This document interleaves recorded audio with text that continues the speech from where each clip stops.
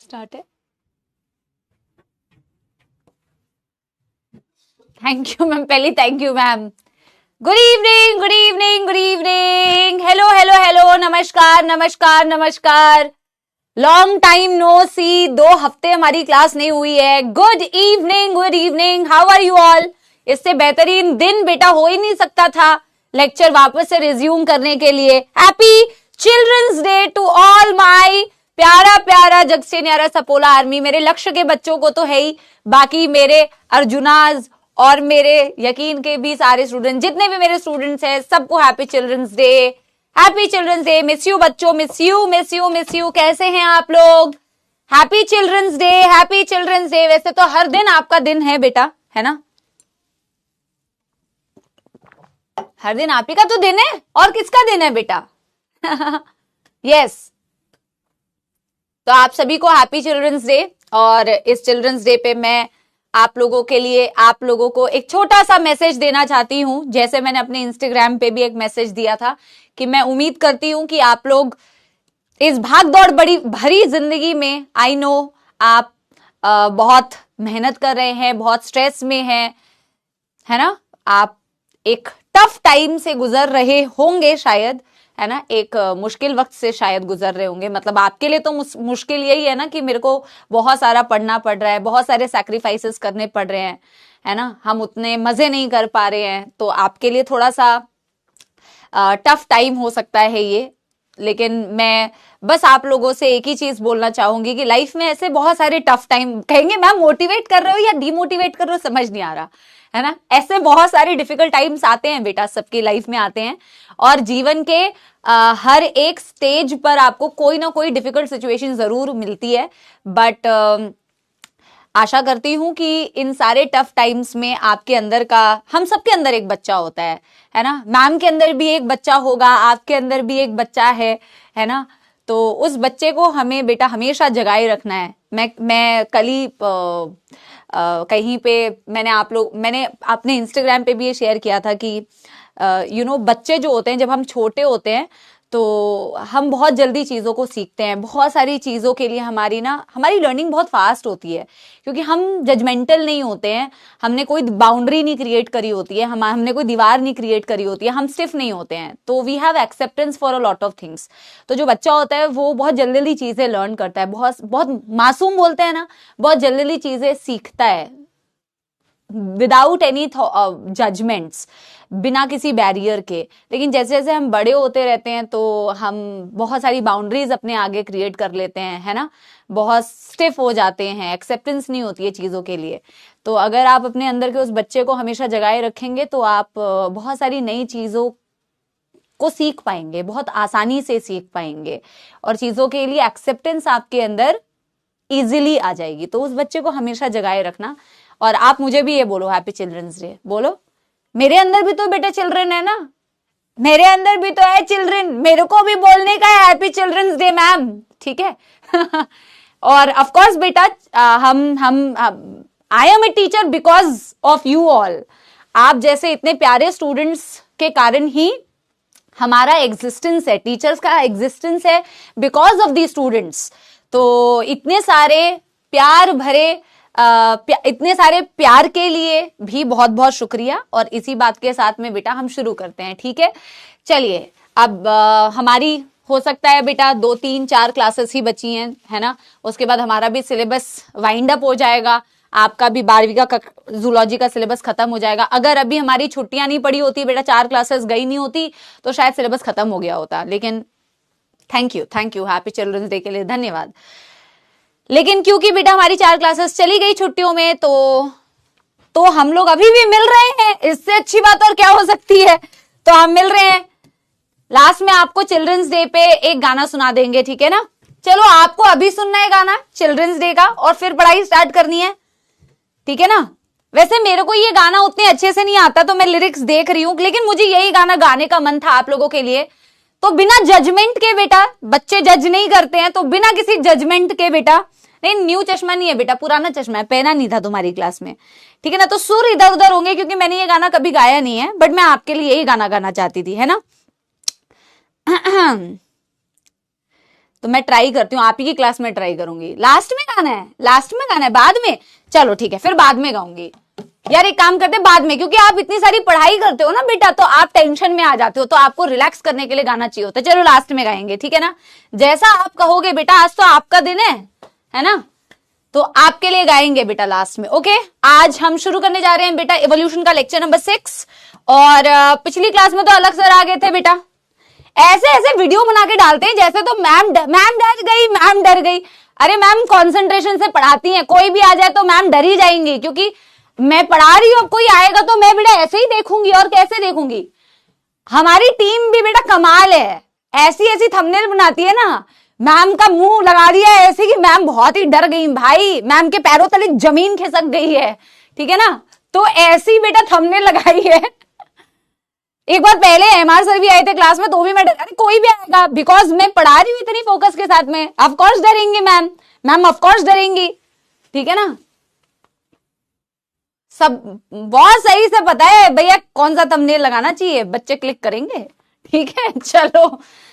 चलो यार, हाँ, इसी बात के साथ में बहुत मिस किया मैंने आप लोगों को बेटा, और आप लोगों की क्लासेस को भी मैंने बहुत मिस किया। तो अब बेटा सिलेबस को फटाफट से हम बेटा आगे बढ़ाते हैं। आई थिंक 3 क्लासेस और क्वेश्चन प्रैक्टिस जो हम लास्ट में करेंगे, तो 3-4 क्लासेस मैक्सिमम बेटा, then syllabus is going to wind up. शुरू करते हैं बेटा, एविडेंसेस ऑफ एवोल्यूशन को कंटिन्यू करते हैं, एंड हार्डी विनबर्ग प्रिंसिपल। एक बार ही मुझे जितना याद आ रहा है पिछली क्लास में, है ना, हैशटैग समाप्ति एक्सप्रेस चलाते हैं और क्विक रिवीजन करते हैं जो हमने बेटा लास्ट क्लास में पढ़ा था। तो हमने I think types of natural selection पढ़ा था, टाइप्स ऑफ नेचुरल सिलेक्शन, और एविडेंसेस मैंने I think homologous structure start कर दिए थे। तो बेटा हमने नेचुरल सिलेक्शन के टाइप्स पढ़े थे पिछली क्लास में, राइट। टाइप्स ऑफ, अरे 11th का रिवीजन होगा, अभी पहले 12वीं तो करो, रुको उसकी प्लानिंग हम पूरी करेंगे बेटा, तुम चिंता मत करो, पहले यहां तो पढ़ो इसको, डोंट वरी। तो हम बेटा एक बार क्विक रिवीजन करते हैं। टाइप्स ऑफ नेचुरल सिलेक्शन में आपने पढ़ा था कि 3 प्रकार के नेचुरल सिलेक्शन होते हैं, डायरेक्शनल सिलेक्शन या प्रोग्रेसिव सिलेक्शन, डिसरप्टिव सिलेक्शन, और एक होता है आपका नॉर्मल सिलेक्शन या स्टेबिलाइजिंग सिलेक्शन। तो आपने कहा जब भी नॉर्मल सिलेक्शन होता है, डायरेक्शनल सिलेक्शन, नॉर्मल सिलेक्शन होता है या स्टेबिलाइजिंग सिलेक्शन होता है, तो जो आपने ग्राफ बनाया था number of individual and a particular phenotype, जो ये ग्राफ आपने बनाया था, जब कहीं पे भी नॉर्मल सिलेक्शन या स्टेबिलाइजिंग सिलेक्शन होता है, तो आप देखते हो कि ये जो ग्राफ है इसमें आपको पीक नजर आती है। क्यों? क्योंकि आपके कोई भी एक्सट्रीम ट्रेट, एक्सट्रीम जो कैरेक्टर है वो नेचर सिलेक्ट नहीं करती, हमेशा एवरेज मीन वैल्यू को ही फेवर करती है, इंटरमीडिएट वैल्यू को ही सिलेक्ट करती है। फॉर एग्जाम्पल अगर मैं कहूं कि जैसे कैपिटल टी है, स्मॉल टी है, और एक कैपिटल टी स्मॉल टी है, तो इंटरमीडिएट को फेवर कर रही है, एक्सट्रीम किसी भी ट्रेट्स को बेटा, एक्सट्रीम किसी भी कैरेक्टर को वो सिलेक्ट नहीं कर रही। ऐसे सिलेक्शन में हमेशा ग्राफ का पीक ऊपर की तरफ बेटा दिखता है आपको। This is called as normal selection या प्रोग्रेसिव सिलेक्शन। लेकिन कई बार नेचर में आपको दिखता है कि ग्राफ आपको ऐसा शिफ्ट होते हुए दिखेगा, एक डायरेक्शन में शिफ्ट होता हुआ दिख रहा है, इस तरफ भी शिफ्ट हो सकता है और ग्राफ इस तरफ भी शिफ्ट हो सकता है। अगर इस तरीके से ग्राफ शिफ्ट हो रहा है बेटा किसी भी एक डायरेक्शन में, बट एक वक्त में सिर्फ एक डायरेक्शन में ग्राफ शिफ्ट हो रहा है, तो ऐसे सिलेक्शन को बोला जाता है progressive selection. Industrial melanism is a very good example, क्योंकि हमने पढ़ा था कि इंडस्ट्रीज जब इंग्लैंड में नहीं थी 1850s के अराउंड, तो आपकी 2 तरीके की मौत थी ना बेटा, मिलानिक मौत थी और एक डार्क विंग्ड मॉथ थी, और एक बेटा लाइट विंग्ड मॉथ थी। तो पहले लाइट विंग मॉथ ज्यादा दिखती थी क्योंकि वो केमोफ्लेज कर जाते थे, बट इंडस्ट्रीज आने के बाद बेटा जब लाइकेंस डिसअपियर हो गई, bark was covered with the pollution soot, और जितना भी बेटा आपका पॉल्यूटेंट थे, लाइकन डिसअपियर हो गई, बार्क में अब डार्क विंग मॉथ छुप जाती थी। तो पॉल्यूशन जब हुआ, इंडस्ट्रीज जब आई, तो डार्क विंग मॉथ ज्यादा, व्हाइट कम हो गई। इंडस्ट्रीज जब तक नहीं थी तो व्हाइट वाली ज्यादा दिख रही थी, डार्क वाली कम। कोई भी डिसअपियर कंप्लीटली नहीं हुई, कंप्लीट डिसअपियरेंस नहीं हुई, एक वक्त में एक ज्यादा, ऐसा आपने पढ़ा। दिस इज डायरेक्शनल सिलेक्शन या प्रोग्रेसिव सिलेक्शन। डिसरप्टिव सिलेक्शन में क्या होता है, इंटरमीडिएट वैल्यू सिलेक्ट नहीं होती है, लेकिन एक्सट्रीम वैल्यूज जो है ना बेटा, वो दोनों साथ में सिलेक्ट हो जाते हैं, है ना, वो दोनों साथ में सिलेक्ट हो जाते हैं बेटा।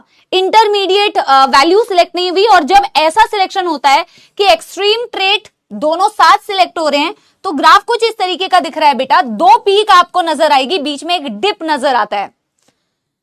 मैंने आपको कुछ स्नेल्स का एग्जांपल बताया था कि आपको स्नेल्स दिख रहे हैं, कुछ डार्क कलर के शेल हैं जिनके, किसी के बेटा लाइट कलर के शेल हैं। तो व्हाइट और ब्लैक कलर के जो शेल्स हैं दोनों केमोफ्लेज कर सकते हैं, जैसे डार्क वाले रॉक में छुप जाते हैं और व्हाइट वाले सैंड में छुप जाते हैं।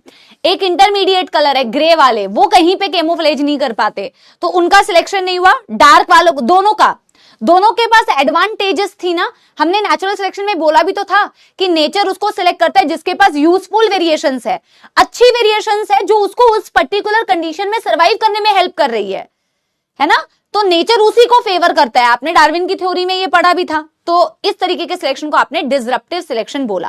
फिर हमने बोला कि एविडेंस क्या है कि इवोल्यूशन हुआ है। एविडेंसेस को बेटा फटाफट से कंप्लीट करते हैं। कैसे पता चला कि इवोल्यूशन हुआ है, तो बहुत सारे तरीके हैं बेटा इसको पता करने के। हम एनसीईआरटी को लेके अगर चलें तो एनसीईआरटी ने कुछ कुछ एविडेंसेस बताए हैं, प्रूफ बताए हैं कि कैसे पता चल रहा है इवोल्यूशन हुआ है। जैसे नंबर 1 एविडेंस बताया मॉर्फोलॉजिकल एंड एनाटॉमिकल एविडेंस की, किसी की एक्सटर्नल अपीयरेंस या उसकी इंटरनल स्ट्रक्चर्स को देख के आप कैसे बता सकते हो कि कैसे इवोल्यूशन हुआ है। ऑर्गेनिक इवोल्यूशन हुआ है, प्रूफ क्या है कि पहले एक सिंगल सेल था और आज के डेट पे आपको इतनी वेरिएशन दिख रही है, प्रूफ क्या है। सो मॉर्फोलॉजिकल एनाटॉमिकल एविडेंस। आज हम कंटिन्यू करेंगे इसके आगे, embryological evidence, biochemical evidence, palaeontological evidence.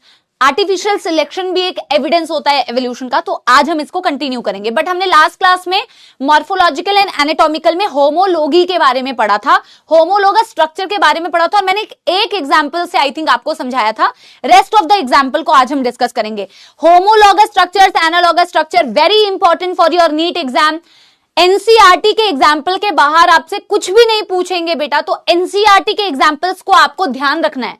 जब आप होमोलॉगी बोलते हो या होमोलोगस स्ट्रक्चर बोलते हो, 10वीं या 9वीं में भी ये था कि जब आप कुछ ऐसे स्ट्रक्चर्स को देखते हो बेटा, एनाटॉमी, जैसे आपको मैंने एक एग्जाम्पल से समझाया, 4 limb of the different mammals. आपने 4 लिम्ब ऑफ चीता, 4 limb of bat, 4 limb of whale and 4 limb of human. आपने इन चारों के 4 लिम्ब्स को देखा, 4 लिम्ब्स को देखा, तो एनाटॉमी आपने देखी, तो आपने देखा कि यार सब में तो सिमिलर टाइप की बोन है, और बोन्स है तो ओरिजिन भी डेफिनेटली इनका सेम होगा। सबके पास ह्यूमरस है, सबके पास रेडियस है, अल्ना है, कार्पल्स है, मेटाकार्पल्स है, फैलिंजेस है, सबकी ओरिजिन, सबकी एनाटॉमी जो है सिमिलर है, बेसिक एनाटॉमी पैटर्न सेम है। बट जब इन्होंने इसके फंक्शंस को देखा तो इन्होंने कहा इतनी सिमिलैरिटी है, मतलब कि एंसेस्ट्री ओरिजिन तो सेम है, लेकिन फंक्शनली ये डिफरेंट हो गए। जैसे ह्यूमन, हमारा हैंड्स को अगर आप देखोगे, we can hold the objects very easily. जब आप चीता की 4 लिम्ब्स को देखोगे तो वो उस 4 लिम्ब की मदद से बहुत तेजी से दौड़ सकता है। जब आप बेटा वेल को देखोगे तो 4 लिम्ब्स का ही इस्तेमाल करके वो स्विम कर सकता है, और जब आप एक बैट को देखोगे तो उसी 4 लिम्ब का इस्तेमाल करके, उन्हीं पैटर्न बोन्स का इस्तेमाल करके वो उड़ सकता है। तो फंक्शनली डिफरेंट हो गए। और मैंने आपको यह भी कहा था कि ओरिजिन सेम, फंक्शन डिफरेंट, ठीक है। Homology is actually a result of divergent evolution. एक प्रकार के एवोल्यूशन का रिजल्ट होता है होमोलॉगी, जिसे कहते हैं divergent evolution.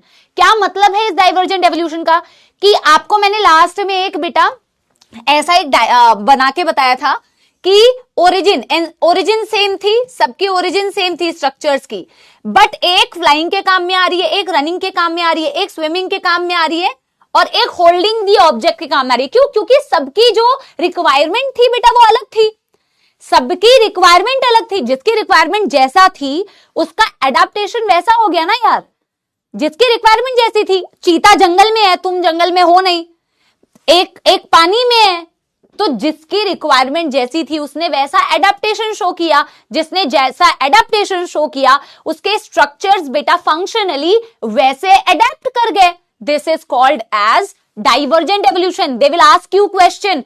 Homology indicate which kind of evolution? Homology indicate divergent evolution. Functionally diverge हो गए even after having common origin. और exactly इसका विपरीत होता है, opposite होता है analogy या analogous structures. ठीक है ना? यहां तक किसी को कोई दुखदर्द समस्या तो नहीं बेटा? पूरा रिवाइज हुआ जो पिछली क्लास में पढ़ा था. इसके बचे हुए एग्जांपल्स कर लें क्योंकि एग्जांपल बेस्ड बेटा क्वेश्चंस आपसे पूछे जाएंगे. बहुत आज मैं कुछ चीजें लिख के भी आई हूं टू सेव आवर टाइम. ठीक है ना? तो क्या बेटा मैं बोल रही थी, इसके अदर एग्जांपल्स करते हैं क्योंकि एग्जांपल बेस्ड क्वेश्चंस आएंगे. तो मोर एग्जांपल्स बेटा फ्रॉम दिस होमोलोगस स्ट्रक्चर जो एनसीईआरटी ने दिया हुआ है, इसको एक बार ही कवर करते हैं. ठीक है ना? स्वप्निल कह रहे हैं ma'am Vipin sir has not given the plant breeding वाला topic. Okay, I will talk to him today. Okay, don't worry, he will provide that. उनको मैं वापस से एक बार रिमाइंडर दे दूंगी. ठीक है, चिंता ना करो.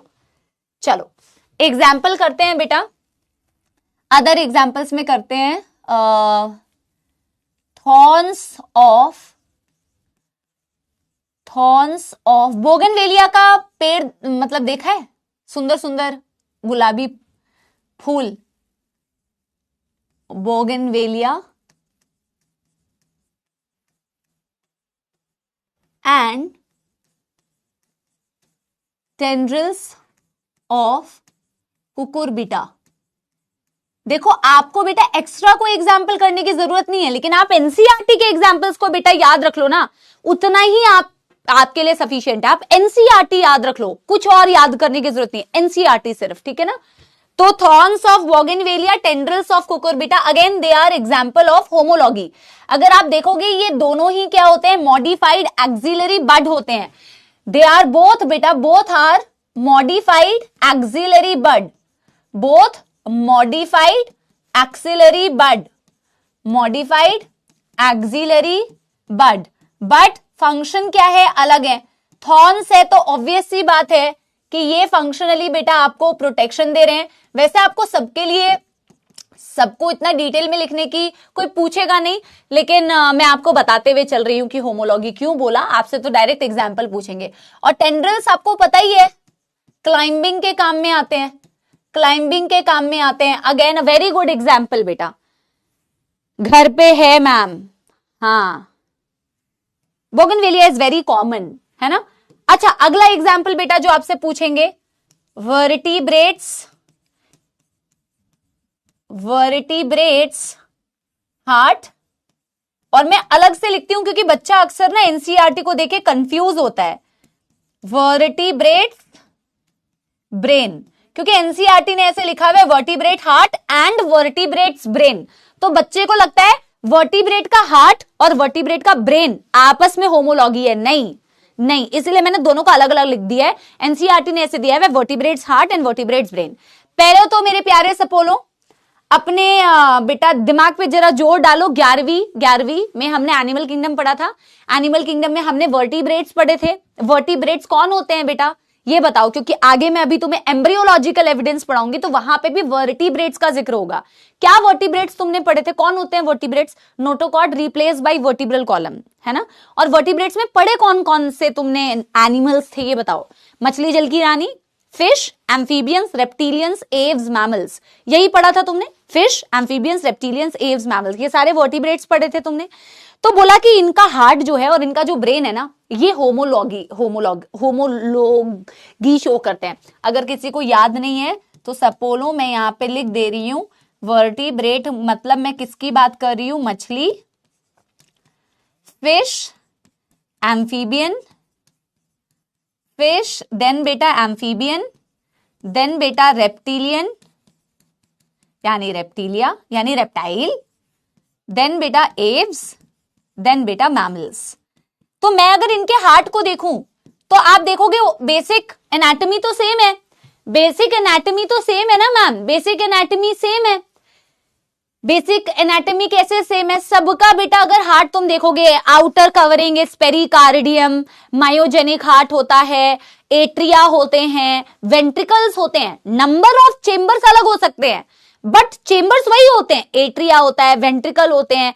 आपको सबके लिए लिखने की जरूरत नहीं है, वैसे एग्जाम्पल याद रखना। लास्ट में इसके लिए आपको बता देती हूं कि सबके पास बेटा क्या होता है, वही एट्रिया, वही वेंट्रिकल्स, बट फंक्शनली अलग है क्योंकि उनकी रिक्वायरमेंट अलग थी, क्योंकि वो अलग अलग जगह पे रह रहे हैं बेटा। एक पानी में रह रहा है, एक एम्फीबियन है, एक सपोला है, एक रियल वाला, एक एव्स है और एक मैमल्स है। आप देखो कि किसी में 2 chamber heart, 3 chamber heart, 4 chamber heart, किसी में सिंगल सर्कुलेशन हो रही है या किसी में पंपिंग ही डीऑक्सीजनेटेड ब्लड की हो रही है, वीनस हार्ट बोलते हैं हम। जब 11वीं रिवाइज करेंगे तो देखोगे आपकी बॉडी फ्लूइड्स में भी हम पढ़ते हैं इस चीज को, वीनस हार्ट बोलते हैं मछली के हार्ट को। उसमें डीऑक्सीजनेटेड ब्लड फेंकता है हार्ट। हमारे में मिक्सिंग नहीं होती है, हमारे में ऑक्सीजनेटेड डीऑक्सीजनेटेड अलग है, सबकी रिक्वायरमेंट अलग है। अगर तुम वर्टिब्रेट्स के ब्रेन को भी देखोगे तो वही है, फंक्शनली सब अलग है, एडवांसमेंट सब में अलग है, बट अगर सबके ब्रेन को देखोगे तो सब में फोर ब्रेन होता है, सब में मिड ब्रेन होता है, सब में हाइंड ब्रेन होता है। So vertebrates brain and vertebrates heart, again a very good example of homologous structure. समझे बेटा? तो मैं यहां पे लिख देती हूं, जैसे आप देखोगे यहां 2, 3, 4 चेम्बर्ड हार्ट है ना। चेम्बर्स में तुम कॉमन देखते हो, एट्रिया होती है, वेंट्रिकल्स होते हैं, है ना। और लेकिन फंक्शनली अगर तुम देखोगे, किसी में सिंगल सर्कुलेशन,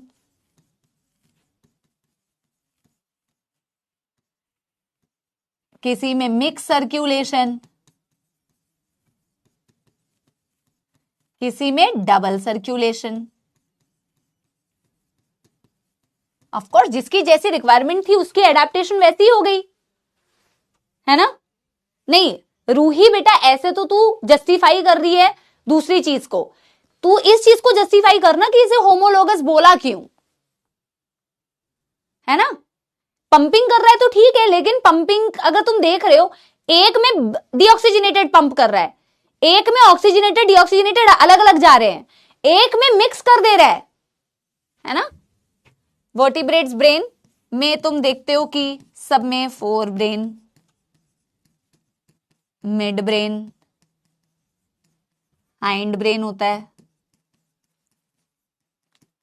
कॉम्प्लेक्सिटी सबकी अलग है, फंक्शनली कॉम्प्लेक्सिटी सब में डिफरेंट है। तो मैंने तुम्हें सारा लिख के ही बता दिया। अब एनालॉगस पे आते हैं बेटा फटाफट, ठीक है ना। एनालॉगस स्ट्रक्चर्स पे आते हैं या एनालॉगी पे आते हैं।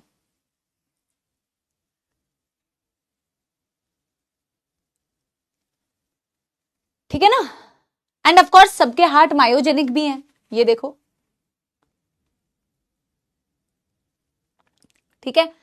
एनालॉगस स्ट्रक्चर पे आते हैं, एनालॉगी पे आते हैं। अगेन एग्जाम्पल बेस्ड क्वेश्चन आएगा बेटा, डेफिनेशन तो आएगा ही आएगा और एग्जाम्पल बेस्ड क्वेश्चन आता है बेटा। तो एनालॉगी एनालॉगस स्ट्रक्चर का मतलब अपोजिट, अपोजिट मतलब द स्ट्रक्चर्स। ये तुम्हारे बोर्ड्स के लिए भी जरूरी है बेटा, बोर्ड्स के लिए भी इंपॉर्टेंट है, बोर्ड्स में भी पूछते हैं डिफरेंस। 5 मार्क्स क्वेश्चन भी आ सकता है, 3 मार्क क्वेश्चन भी आ सकता है। सो द स्ट्रक्चर्स बेटा लिख लिया हो तो थम्स अप दे देना।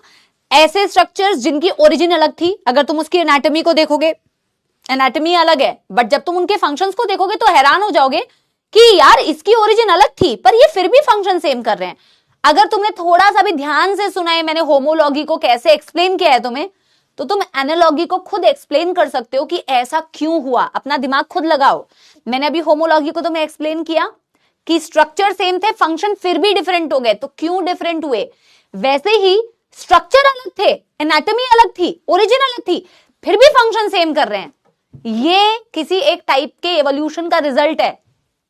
करते हैं नंबर 2, ये हम बेटा किसमें कर रहे हैं, ये हम अभी अब मॉर्फोलॉजिकल एंड एनाटॉमिकल एविडेंस में ही पढ़ रहे हैं, मॉर्फोलॉजिकल एंड एनाटॉमिकल एविडेंस में ही पढ़ रहे हैं। तो मैं ना एक लाइन खींच देती हूं बेटा बीच में, अरे भाई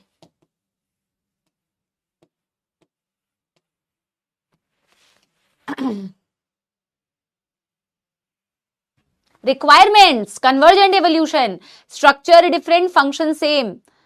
रिक्वायरमेंट्स, एनवायरमेंट सेम थे, बिल्कुल सही, बिकॉज ऑफ सेम एनवायरमेंट, शाबाश, very good. Similarly evolved, Nisha very good. Convergent evolution very good, बहुत सही बेटा, वेरी नाइस, एग्जैक्ट वही चीज है बेटा, आप खुद कर सकते हैं अगर आप कॉन्सेप्ट समझ जाएं तो। स्ट्रक्चर्स, बट एग्जाम्पल बेटा, again very important is example. Structures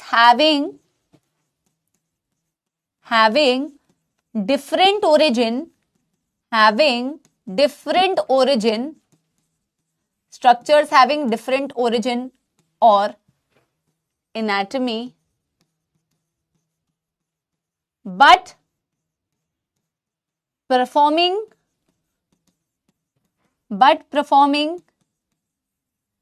similar functions। यहां पे हम ये भी कहते हैं बेटा, analogy is a result of convergent evolution, convergent evolution, it is a result of convergent evolution। क्या मतलब है मैम? कन्वर्जेंट एवोल्यूशन को जरा डिफाइन करते हैं बेटा, व्हाट इज कन्वर्जेंट? कन्वर्ज, आप खुद सोचो ना, आप खुद सोच के देखो, जो डायग्राम अभी हमने बनाया था उसी को बनाएंगे बट एरो अलग अलग लगा दोगे। अभी देखो, या फिर इस तरीके से अभी मैं बताती हूं, देखो। So even after having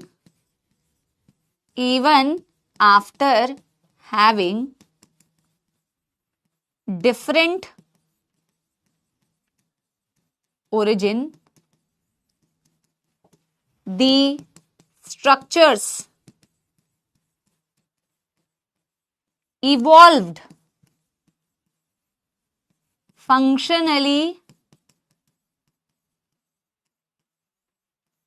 same due to the similar environments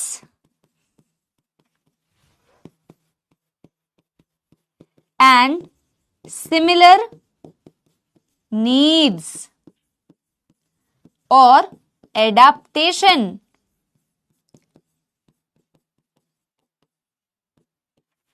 देखो, पहले मैं एग्जाम्पल लिख देती हूं। Examples,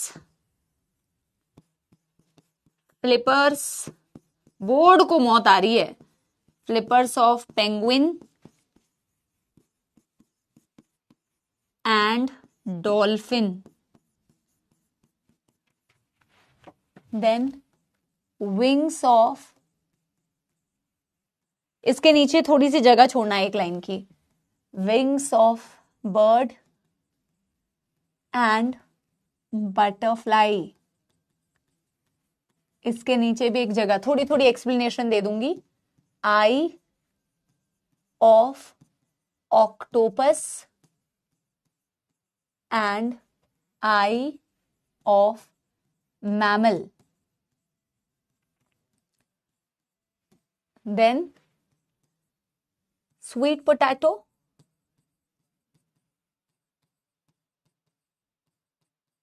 and potato.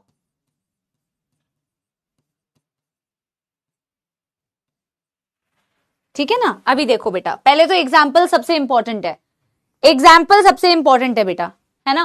देखो, पहले हमने क्या बोला बेटा, मैं साइड में भी हो रही हूं, आप लिखते भी जाओ और सुनते भी जाओ। हमने बोला कि एनाटॉमी अलग थी, फिर भी फंक्शनली सेम हो गए। क्यों? क्योंकि हो सकता है कि ओरिजिन अलग थी लेकिन उनकी रिक्वायरमेंट सेम थी, वो एक ही जैसी जगह पे रह रहे थे। जैसी जगह पे रहोगे उस एनवायरमेंट के अकॉर्डिंग बेटा वैसे ही एडेप्टेशन शो करोगे, और जैसी एडेप्टेशन शो करोगे फंक्शनली वैसे ही दिखोगे। जिसकी नीड सेम है, क्योंकि एनवायरमेंट सेम है, तो वो कन्वर्ज कर गए बेटा, वो कन्वर्ज कर गए। आप देखते हो कि ये आप बोल रहे हो कि एक पर्टिकुलर एनवायरमेंट है ना? अब मैं कह रही हूं कि इस एनिमल की, जैसे मैं बटरफ्लाई और बर्ड का एग्जांपल लेती हूं, बर्ड की विंग्स को देखोगे तो उसके अंदर बेटा बर्ड क्या है? Bird is a vertebrate. पता कैसा होता है?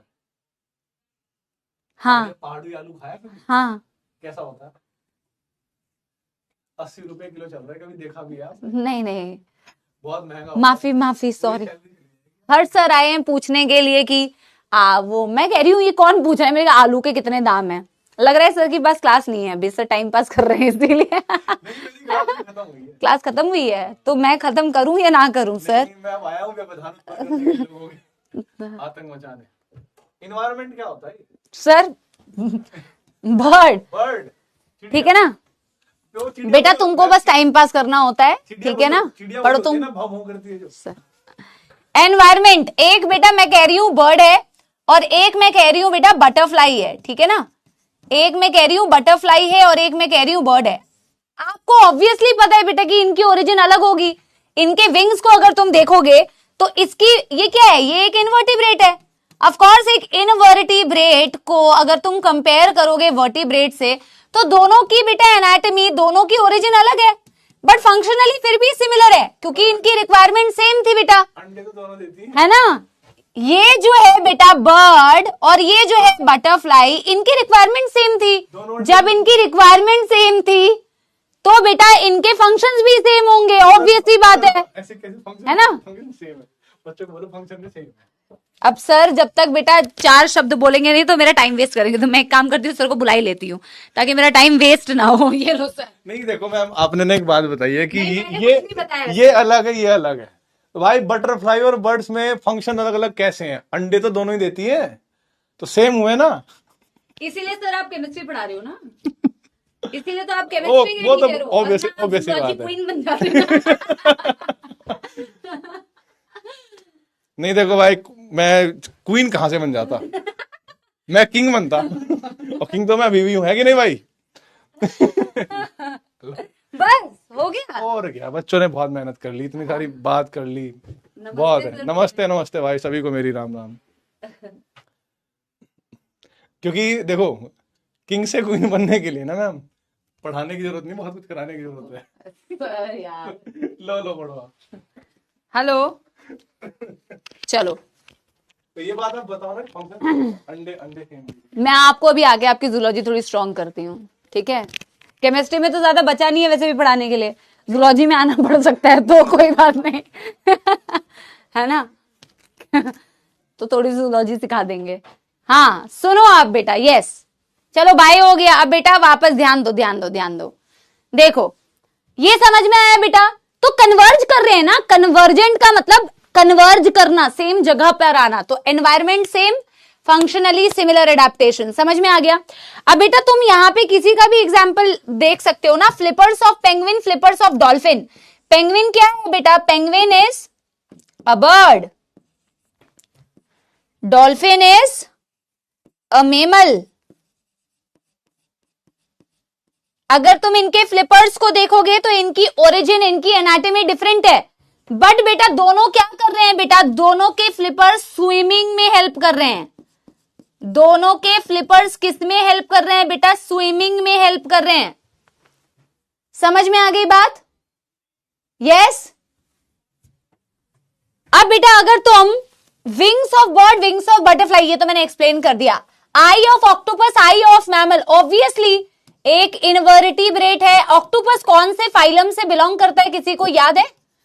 और मैमल तो मैमल है, लेकिन दोनों की आई का काम क्या है बेटा? विजन, देखने के काम में आ रही है, functionally same.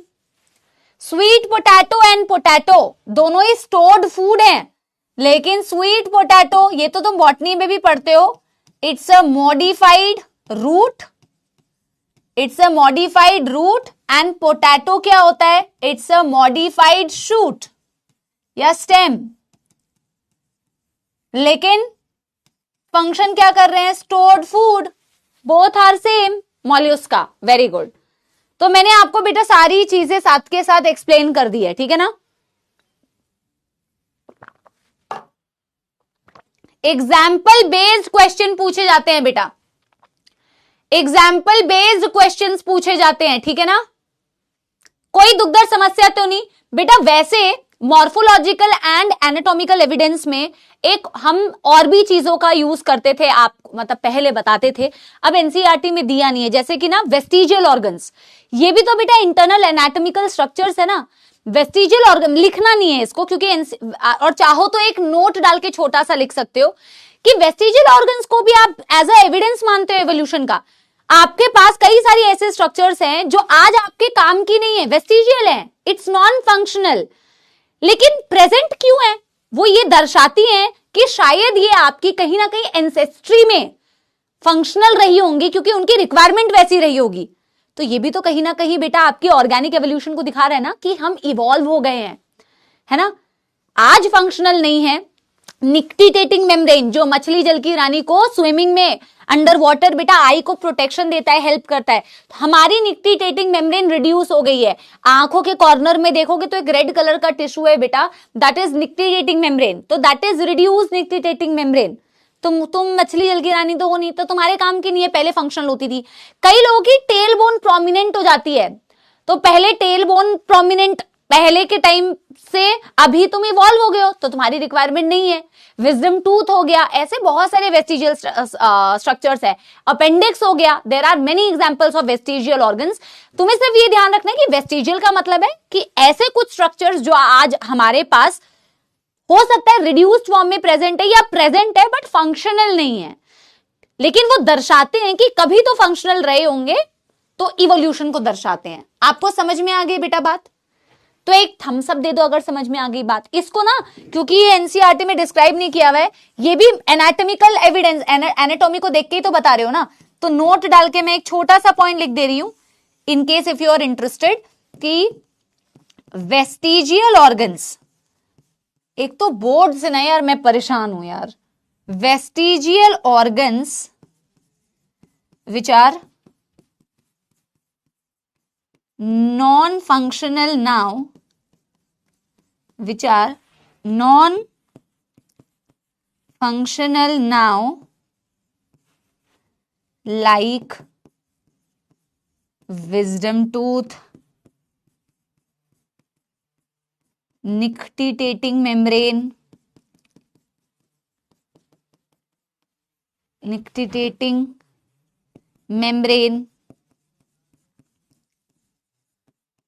etc. explains they might have been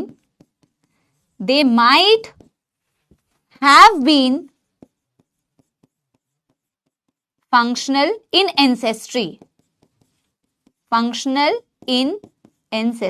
I hope बेटा कोई समस्या नहीं है। अगले एविडेंस पे हम मूव करते हुए चलते हैं। डन कर लो बेटा। लिखना इंपॉर्टेंट है क्या बेटा? टाइम पास करना इंपॉर्टेंट है क्या? लिख ले यार। चलो डन डन डन कर लो।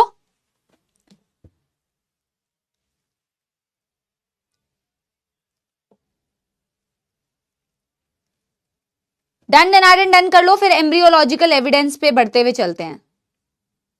डन कर लो, फिर एम्ब्रियोलॉजिकल एविडेंस।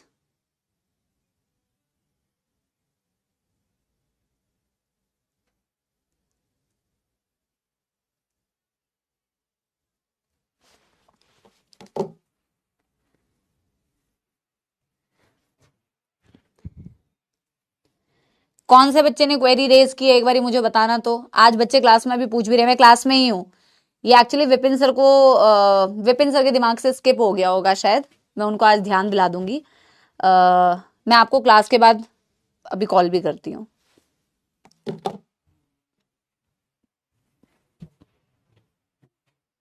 आपकी क्वेरी आई है कि टिश्यू कल्चर कहाँ है, टिश्यू कल्चर क्या है, कहाँ है।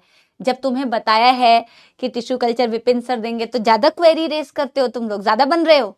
हाँ, सर को बहुत पहले बोला था, सर के दिमाग से स्किप हो गया होगा, तो अभी मैं वापस से सर को ध्यान दिला दूंगी। इस टिश्यू कल्चर वाले जिस बच्चे ने, जिसने भी ये क्वेरी रेस की है, इसको पूछोगे तूने बाकी सारे टॉपिक पढ़े हैं तो नहीं पढ़ा होगा, लेकिन टिश्यू कल्चर पढ़ा दो। हिम्मत कैसे हुई मैम आपकी कि टिश्यू कल्चर को छोड़ दिया आपने? नलायकों, कभी कुछ छूटता है क्या? हाँ चलो डन बेटा, तो एक थम्स अप दे दो। अभी पता करती हूं कौन सा पुरुष या महिला था। हाँ, करे शुरू। यस एवरीवन,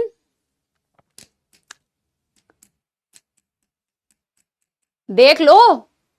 हाँ, कभी बेटा ये भी कह दिया करो, ma'am is awesome, we love ma'am, हमारी क्वेरी है कि हमारी मैम बहुत अच्छी हैं। नहीं, वो करने में तो तुम्हें बेटा मौत आएगी। ये क्यों बोलोगे कि मैम बहुत अच्छी हैं, बहुत ही प्यारी हैं, है ना? डन हो गया। शुरू करते हैं बेटा। यस, शुरू करते हैं बेटा अगला evidence, that is embryological evidence. Embryological evidence, कोई भी एविडेंस शुरू कर सकते हो बेटा। अच्छा, बायोकेमिकल एविडेंस लिखा हुआ है तो पहले बायोकेमिकल एविडेंस कर लेते हैं। नंबर 2 एविडेंस एनसीईआरटी ने 2 लाइन में दिया हुआ है बेटा, ठीक है ना? यस, लास्ट वाला वर्ड नहीं समझ में आ रहा, क्यों बेटा? एंसेस्ट्री लिखा हुआ है बेटा, एंसेस्ट्री। यार ये इस बोर्ड की प्रॉब्लम है, मैं क्या करूं? We love you ma'am. अब मेरे को क्या बोल रहे हो तुम? इसके लिए क्यों नहीं किया तुमने क्वेरी रेस? मुझे मत बोलो, अभी लास्ट क्लास खत्म हो जाएगी ना, तब पता चलेगा जब याद आएगी तो क्लासेस की। अभी तो तुम ज्यादा बन रहे हो ना। अच्छा सुनो, वापस आओ। 2 लाइन में दिया हुआ है बायोकेमिकल एविडेंस, होमोलॉगी और एनालॉगी। फिर ना पहले इसकी एनसीईआरटी की रीडिंग करा दूंगी, या फिर पहले एम्ब्रियोलॉजिकल पढ़ा दूंगी, फिर तीनों की एनसीईआरटी की रीडिंग पहले करा दूंगी साथ में, ठीक है ना? बायोकेमिकल एविडेंस में लिखा क्या हुआ है बेटा? Similarity in proteins and genes performing a given function among diverse organisms gives clue to common ancestry. ये तो चतुर वाली डेफिनेशन हो गई ना, जैसे चतुर ने मशीन की डेफिनेशन बताई थी। सो दिस इज बेटा बायोकेमिकल का मतलब आप किसी भी ऑर्गेनिज्म के अंदर पाए जाने वाले कुछ ऐसे प्रोटीन्स, कुछ ऐसे एंजाइम्स, डीएनए, जीन्स को देख के भी बता सकते हैं। उनकी जीन्स में सिमिलैरिटी होती है, उनके प्रोटीन्स में सिमिलैरिटी होती है, उनके डीएनए में सिमिलैरिटी होती है, और वो भी इंडिकेट करते हैं कि इतने डाइवर्स ऑर्गेनिज्म में अगर आपको कहीं कहीं जीन में सिमिलैरिटी दिख रही है, डीएनए में सिमिलैरिटी दिख रही है, प्रोटीन्स में सिमिलैरिटी दिख रही है, तो वो दिखा रहे हैं कि वो कहीं ना कहीं उनकी एंसेस्ट्री कॉमन रही होगी और वो वहीं से आगे इवॉल्व हुए होंगे। जैसे फॉर, इसको लिखना है, इसे लिखना है बेटा, ठीक है ना? इसे लिखना है बेटा, ठीक है? चलो देखो, ठीक है, बहुत सारे बेटा। अब आप प्यार करते हो मेरे से तो बेटा अब पढ़ाई करनी है, ठीक है ना? अब बिल्कुल फोकस पढ़ाई पे। मेरे को मिल गया, तुम्हारे सारे मैसेज मिल गए। हाँ देखो, अब जैसे कि बेटा, जैसे कि चिंपैंजी, अभी मैं तुम्हें ह्यूमन एवोल्यूशन पढ़ाऊंगी ना, तो तुम देखोगे कि हमारी जो क्रोमोसोम की सिमिलैरिटी है, हमारे जो जीन की सिमिलैरिटी, हमारे डीएनए की सिमिलैरिटी सबसे क्लोजेस्ट है चिंपैंजी से। तो हमारी डीएनए में सिमिलैरिटी क्या इंडिकेट कर रही है? कि हमारी एंसेस्ट्री सिमिलर रही होगी, हमारी कहीं ना कहीं एंसेस्ट्री सिमिलर रही होगी।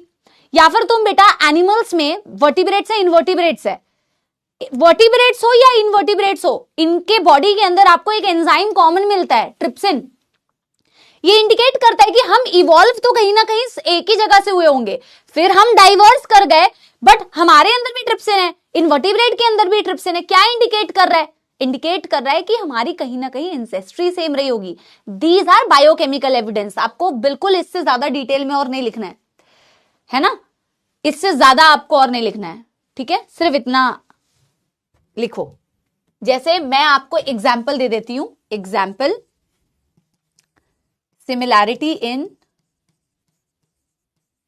similarities in DNA between chimpanzees and human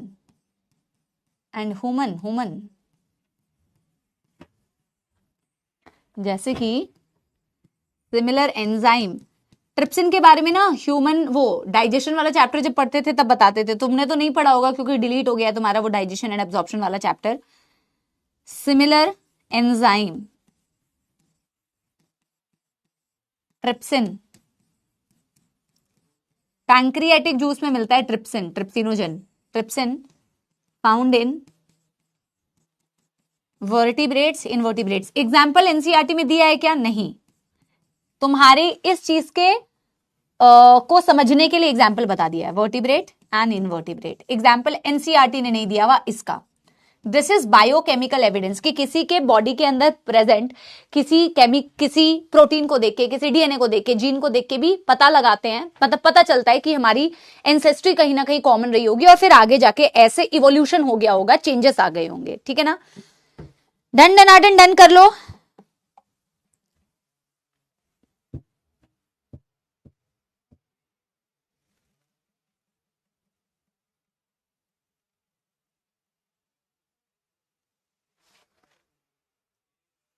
done done done बेटा।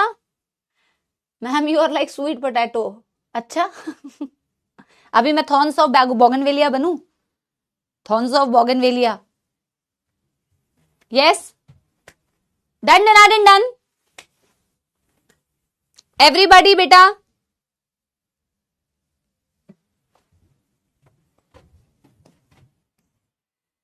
अगला एविडेंस, अब मैंने ना इसीलिए एनसीईआरटी की लाइंस लिखी हुई है, तो इसको बेटा आपको लिखना है, लेकिन कुछ कुछ चीजें मैं भी लिखूंगी और कुछ कुछ चीजें मैंने एनसीईआरटी की लिखी हुई है, ताकि ना, क्योंकि इसमें एनसीईआरटी की लाइंस को याद रखना जरूरी है। याद रखना मतलब एनसीईआरटी का कंटेंट क्या लिखा हुआ है ये याद रखना बेटा जरूरी है। ठीक है ना? Embryological evidence, this is the third evidence I think, this is the third evidence I think. Embryological evidence से इस साल नीट में क्वेश्चन आया था और इससे क्वेश्चन आएगा, बहुत इंपॉर्टेंट है, या 2023 में आया था। ऑफ कोर्स एम्ब्रियो की बात कर रहे हैं, मैंने एक फोटो भी रखी है, इसमें आपको लास्ट में दिखाऊंगी मैं अभी। ठीक है ना? अच्छा अभी लिखना मत स्टार्ट करो, इसके पहले मेरे को एक चीज बतानी है, उसके बाद ये लाइंस हम लिखना स्टार्ट करेंगे। एम्ब्रियोलॉजिकल एविडेंस सबसे पहले जिसकी हम बात करेंगे, यहां बात करेंगे अर्नेस्ट हैकल की। अर्नेस्ट हैकल का एक लॉ था, बायोजेनेटिक लॉ बोलते हैं या रिकैपिटुलेशन थ्योरी बोलते हैं। तो पहले मैं जो बता रही हूं वो लिखो, फिर हम ये वाली लाइन लिखेंगे। सो अर्नेस्ट हैकल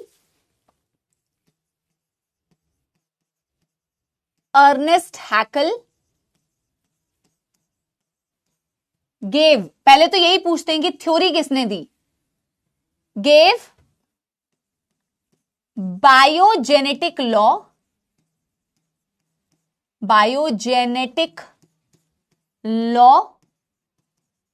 या फिर recapitulation theory.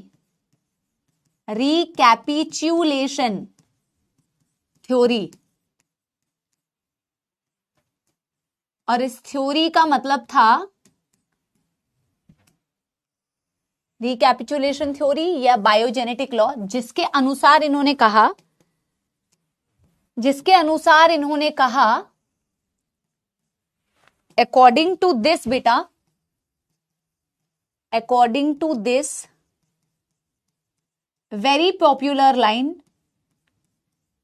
ontogeny recapitulates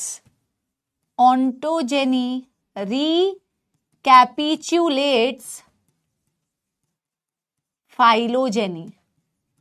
Ontogeny recapitulates phylogeny, मतलब समझो अब, और फिर क्या इन्होंने एक्सप्लेन किया अपनी थ्योरी के अंदर। ठीक है ना? ऑन्टोजेनी का क्या मतलब है? ऑन्टोजेनी का मतलब है एम्ब्रियोनिक डेवलपमेंट। ऑन्टोजेनी का यहां मतलब है, लिखना है बेटा, लिखो, एम्ब्रियोनिक डेवलपमेंट। ऑन्टोजेनी का मतलब है एम्ब्रियोनिक डेवलपमेंट। रिकैपिचुलेट्स का क्या मतलब है? Repeats, history will repeat. Phylogeny का मतलब है द कॉमन एंसेस्ट्री कह सकते हो।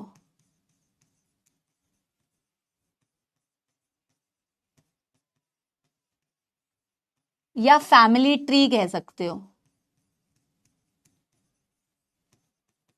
अब इससे पहले समझो मैं साइड हो जा रही हूं, अभी यही वाली लाइन लिखना, इसको मैं अभी एक्सप्लेन करूंगी और ठीक है ना? क्या बोला? बायोजेनेटिक लॉ या रिकैपिचुलेशन थ्योरी थी, जिसके अनुसार अर्नेस्ट हैकल ने कहा, बायोजेनेटिक लॉ या रिकैपिचुलेशन थ्योरी के अनुसार ऑन्टोजेनी रिकैपिचुलेट्स फाइलोजेनी। बोला कि अगर आप एम्ब्रियोनिक डेवलपमेंट को स्टडी करोगे किसी भी ऑर्गेनिज्म की, तो वो रिपीट करती है अपनी इवोल्यूशनरी हिस्ट्री को, अपनी कॉमन एंसेस्ट्री को या फैमिली ट्री को। अपनी इवोल्यूशनरी हिस्ट्री बताती है वो, कि कैसे वो इवॉल्व हुई, इवोल्यूशनरी हिस्ट्री बताती है या अपनी एंसेस्ट्री के बारे में बताती है, फैमिली ट्री के बारे में बताती है। अगर आप एम्ब्रियोनिक डेवलपमेंट की स्टडी करो, this was given by Ernest Haeckel, जिसको आगे ना एक्सप्लेन किया है। अब इन पॉइंट्स के मतलब मदद से मैं तुम्हें क्या करूंगी, इस चीज को एक्सप्लेन करूंगी कि कैसे पता, कैसे एम्ब्रियोनिक डेवलपमेंट की अगर आप स्टडी करो, एम्ब्रियोनिक डेवलपमेंट को देखो तो वो कैसे रिपीट करती है, एवोल्यूशनरी हिस्ट्री को, कैसे बताती है एंसेस्ट्री को, कैसे बताती है फैमिली ट्री को, कैसे रिपीट करती है अपनी एंसेस्ट्री को। इन्होंने क्या एक्सप्लेन किया, अभी मैं एक डायग्राम दिखाऊंगी आपको। फॉर एग्जाम्पल, अगर मैं वर्टिब्रेट्स के एम्ब्रियो को देखूं, इन्होंने कहा कि अगर मैं वर्टिब्रेट के एम्ब्रियो को देखूं, वर्टिब्रेट, अभी लिखना मत बेटा इसके नीचे के पॉइंट्स, अभी इसको बेटा लिखना मत, नीचे के पॉइंट्स को ना, अभी मैं आपको समझाती हूं फिर आप लिखना। पहले इसके बारे में मैं एक और लाइन लिखना चाहती हूं, उसके बाद हम इन पॉइंट्स को लिखेंगे, ठीक है ना। तो इन्होंने क्या बोला कि अगर आप एम्ब्रियोनिक लाइफ को देखो ना, वर्टिब्रेट के एम्ब्रियो को, जैसे कि वर्टिब्रेट में कौन आया, मछली, फिश के एम्ब्रियो को अगर मैं देखूं, या मैं फ्रॉग को देखूं, फ्रॉग के एम्ब्रियो को देखूं, मतलब एम्फीबियन के एम्ब्रियो को देखूं, या फिर मैं एक रेप्टाइल के एम्ब्रियो को देखूं, यानी स्नेक के एम्ब्रियो को देखूं, या फिर मैं एक बर्ड के एम्ब्रियो को देखूं, या फिर मैं एक बेटा ह्यूमन के एम्ब्रियो को देखूं। जैसे कि इन्होंने इस डायग्राम में, इस डायग्राम को अगर आप ध्यान से देखो, दिख रहा है बेटा, आप ना एम्ब्रियो को देख के बता ही नहीं पाओगे कि कौन सा एम्ब्रियो बेटा किस वर्टिब्रेट का है। इस डायग्राम को जरा ध्यान से देखो, इसमें इन्होंने क्या लिखा हुआ है, फिश, सैलेमेंडर, टॉर्टोइस, चिक, रैबिट, जैसे आप ना ह्यूमन, ह्यूमन यानी कि मैमल, मैं अंडरलाइन कर देती हूं, किस किस को आप ऑब्जर्व करो। अरे भाई, मैमल, बर्ड, रेप्टाइल, टॉर्टोइज, इसको बनाना नहीं है, इससे सिर्फ समझना है। सैलेमेंडर यानी एम्फीबियन, और फिश यानी कि फिश। तो अगर आप एक मछली, amphibian, reptilian, bird and mammal, embryonic life को तुम देखो, अगर तुम एम्ब्रियो को देखोगे ना तो सारे कितने सेम लग रहे हैं बेटा। क्या तुम एम्ब्रियो को देख के बता पा रहे हो, क्या तुम एम्ब्रियो को देखकर बता पा रहे हो कि कौन सा मछली का एम्ब्रियो है, कौन सा फिश का एम्ब्रियो है, कौन सा एम्फीबियन का एम्ब्रियो है, कौन सा मैमल का एम्ब्रियो है, कौन सा, क्या तुम देख के बता पा रहे हो? यस या नो बताओ मुझे। इन्होंने कहा कि एम्ब्रियोनिक डेवलपमेंट में आपको सिमिलैरिटी दिखेगी। एक सेकेंड, यहां तक तो बेटा इनकी बात बिल्कुल सही थी, कोई दिक्कत नहीं थी। नहीं बता पा रहे ना, नहीं बता पा रहे ना। फिर इन्होंने क्या कहा ना, अगर तुम किसी भी ऑर्गेनिज्म के एम्ब्रियोनिक डेवलपमेंट को देखो तो एम्ब्रियोनिक डेवलपमेंट ऑर्गेनिज्म का पास करता है adult stage of their ancestor. मतलब समझना इस लाइन को, इन्होंने क्या कहा, embryonic development of any organism passes through the stages that resembles the adult stage of the ancestry। जैसे कि अगर मैं ह्यूमन के एम्ब्रियो को देखूं तो इसकी एम्ब्रियोनिक स्टेज, इसकी एम्ब्रियोनिक डेवलपमेंट ऐसे स्टेजेस से पास करेगी जो कि इसके एंसेस्ट्री के एडल्ट स्टेजेस जैसी होगी। मतलब कि इसके एंसेस्ट्री कौन है, मछली के एडल्ट जैसा दिखेगा, फिश के एडल्ट जैसा दिखेगा, या एम्फीबियन, फ्रॉग के एडल्ट जैसा दिखेगा, एम्फीबियन के एडल्ट जैसा दिखेगा, रेप्टिलियन के एडल्ट जैसा दिखेगा। ये बात इनकी गलत थी। इनकी थ्योरी को रिजेक्ट किया था कार्ल वॉन बेयर ने, वो मैं आपको बताऊंगी। पहले आप ये लिखो कि क्या बोला इन्होंने। देखो यार, इन्होंने एक्सप्लेन किया इस तरीके से कि अगर मैं ना इनके एम्ब्रियोनिक स्टेजेस को देखूं ना तो सब में एक कॉमन सिमिलैरिटी मेरे को दिख रही है। जैसे कि प्रेजेंस ऑफ गिल स्लिट्स, हम कॉर्डेटा का कैरेक्टरिस्टिक पढ़ते थे ना बेटा, presence of pharyngeal gill slits. लेकिन आज के डेट में हमारे पास फेरिंजियल गिल स्लिट्स नहीं है बेटा, आपके पास, मेरे पास फेरिंजियल गिल स्लिट्स नहीं है, बट ये कॉमन थे, हमारी एम्ब्रियोनिक लाइफ में थे। अगर तुम इन सबके एम्ब्रियो को देखोगे तो इन्होंने कहा कि सबके एम्ब्रियोनिक लाइफ में फेरिंजियल गिल स्लिट्स हैं। Some common features are there, सबके एम्ब्रियोनिक स्टेजेस में कुछ ना कुछ कॉमन फीचर्स है। ऑफ कोर्स आगे जाके एडल्ट में जब वो कन्वर्ट हो जाते हैं तो एडल्ट में आपको वो स्ट्रक्चर्स नहीं दिखते। जैसे फेरिंजियल गिल स्लिट्स सबके एम्ब्रियोनिक लाइफ में आपको दिखा, फिश, रेप्टिलियन, एव्स, मैमल, सबके एम्ब्रियोनिक लाइफ में दिखा, लेकिन आपको मैमल में एडल्ट स्टेज में गिल स्लिट्स नहीं दिखते। और इन्होंने कहा कि जब आपको ऐसी सिमिलैरिटी दिखती है तो ये क्या दर्शाता है कि कहीं ना कहीं फेरिंजियल गिल स्लिट्स अगर आपको दिख रहा है तो हमारी कहीं ना कहीं एंसेस्ट्री पानी वाली थी। मतलब देखो, अब कॉमन एंसेस्ट्री तो बेटा तुम रिश्ता कितने कहीं से भी निकाल सकते हो ना, बिल्कुल क्लोज वाला भी रिश्ता देख सकते हो या दूर वाला भी रिश्ता देख सकते हो ना। तो क्लोजेस्ट रिश्ता तो तुम रेप्टाइल से आए, reptiles evolved into mammals, reptiles evolved into Aves. But मैं ये कह रही हूं कि रेप्टाइल भी तो आगे कहीं से आए होंगे, एम्फीबियन से, एम्फीबियन भी तो कहीं से आए होंगे, फिश से। तो सब में ये प्रेजेंस ऑफ बेटा सर्टेन स्ट्रक्चर, सिमिलर स्ट्रक्चर, ये दर्शाता है कि हमारी एंसेस्ट्री कॉमन रही है। लेकिन गलत बात इसमें यह थी कि यार अगर तुम ह्यूमन के एम्ब्रियो को देखोगे तो it does not pass through the adult stage of their ancestry.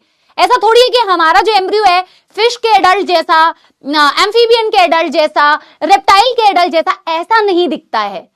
यही बात कार्ल वॉन बेयर ने कही थी, that embryos never pass through the adult stage of any other animal. तो एनसीईआरटी ने कहा है कि किसने बायोजेनेटिक लॉ को डिस्प्रूव किया? कार्ल वॉन बेयर ने। यहीं से क्वेश्चन आया था, लेकिन पूरी थ्योरी रिजेक्टेड नहीं थी, कंप्लीट थ्योरी रिजेक्टेड नहीं थी, कुछ पॉइंट्स रिजेक्टेड थे। समझ गए बेटा? समझ गए बेटा? एक बार पहले मैं लिखूं इस बात को, अगर तुम्हें कोई कंफ्यूजन है तो पूछना। पहले मैं इस बात को लिखूं, यहां से मैं इस वाली बात को थोड़ा सा मैं एक्सप्लेन करती हूं और फिर यहां वाली पॉइंट्स को हम लिखेंगे। He says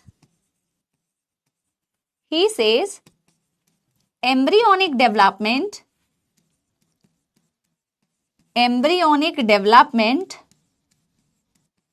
of an organism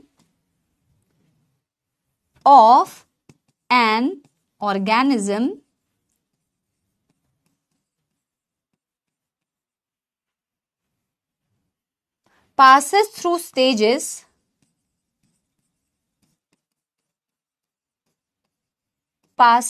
stages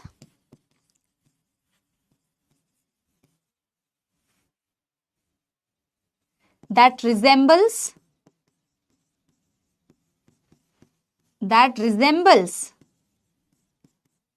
their ancestor।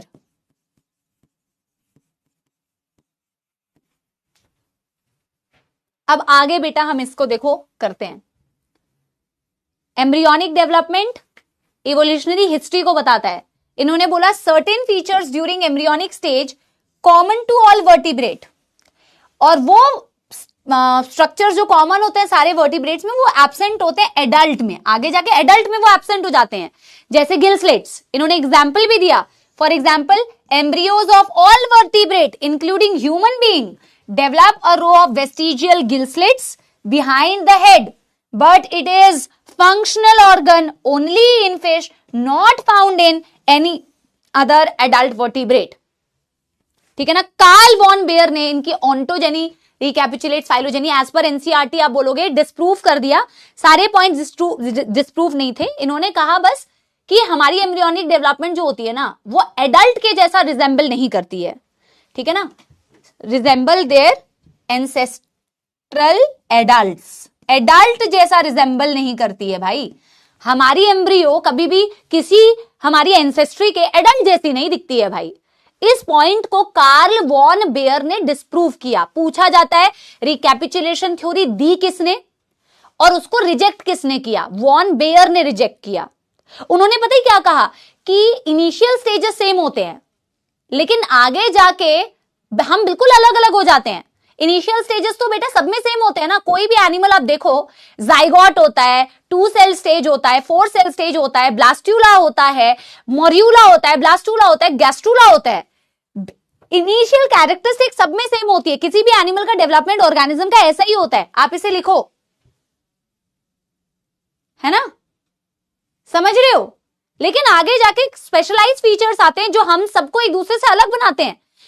अब बेटा तुम कितने सारे डिप्लोब्लास्टिक एनिमल्स के बारे में तुमने पढ़ा इनवर्टिब्रेट्स में, वर्टिब्रेट्स में, डिप्लोब्लास्टिक सब में प्रोसेस तो सेम ही है ना। एम्ब्रियोनिक डेवलपमेंट का प्रोसेस तो सेम है। Zygote, 2 cell stage, 4 cell stage, morula, blastula, gastrula में जर्म लेयर दिख रही है, किसी में 2 जर्म लेयर, किसी में 3 जर्म लेयर। तो वॉन बेयर ने कहा एक तो एडल्ट स्टेज से पास नहीं होता है, embryos never pass through the adult stage of any other animal. और दूसरा उन्होंने कहा कि इनिशियल स्ट्रक्चर्स सेम होते हैं, आगे जाके जो स्पेशलाइज स्ट्रक्चर्स होते हैं वो अलग हो जाते हैं, जो हम सबको अलग बनाते हैं, बट इनिशियल जो पॉइंट सेम है वो हमारी एंसेस्ट्री को ही बता रहा है।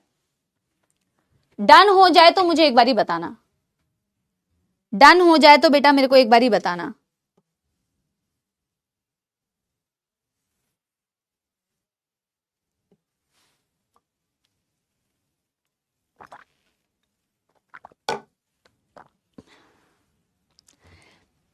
डन हो जाए तो बेटा एक बारी मुझे बताना, ठीक है ना। पक्की बात बेटा, इसमें कोई दुख दर्द समस्या? कार्ल वॉन बेयर को एक और बार एक्सप्लेन करो, अभी मैं बता रही हूं। उन्होंने कहा ये जो बात इन्होंने कही थी ना ये गलत है, ये जो बात इन्होंने कही है वो गलत है, सारे पॉइंट्स गलत थोड़ी है बेटा।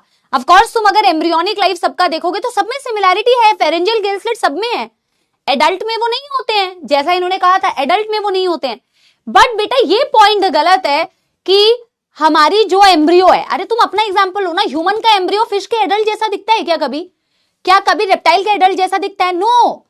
embryonic life of any organism do not resemble, do not pass through the adult of their ancestor। भले ही हमारे एंसेस्टर रेप्टाइल्स हैं या एम्फीबियंस हैं या फिश है, बट हमारा एम्ब्रियो उनके एडल्ट जैसा कभी नहीं दिखेगा। यही बात उन्होंने बोली, इट नेवर रिजेंबल्स। तो हम कह देते हैं Karl von Baer rejected the recapitulation theory. Simple. क्या दिक्कत है बेटा इसमें? सिंपल तो है।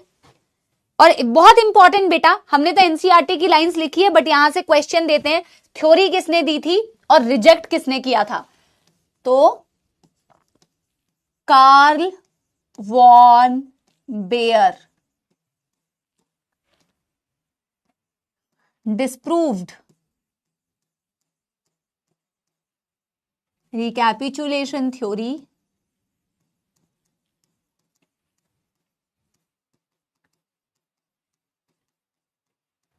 and said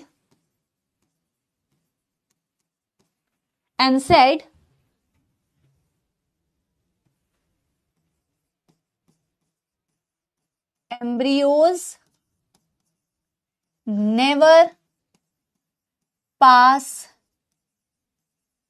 through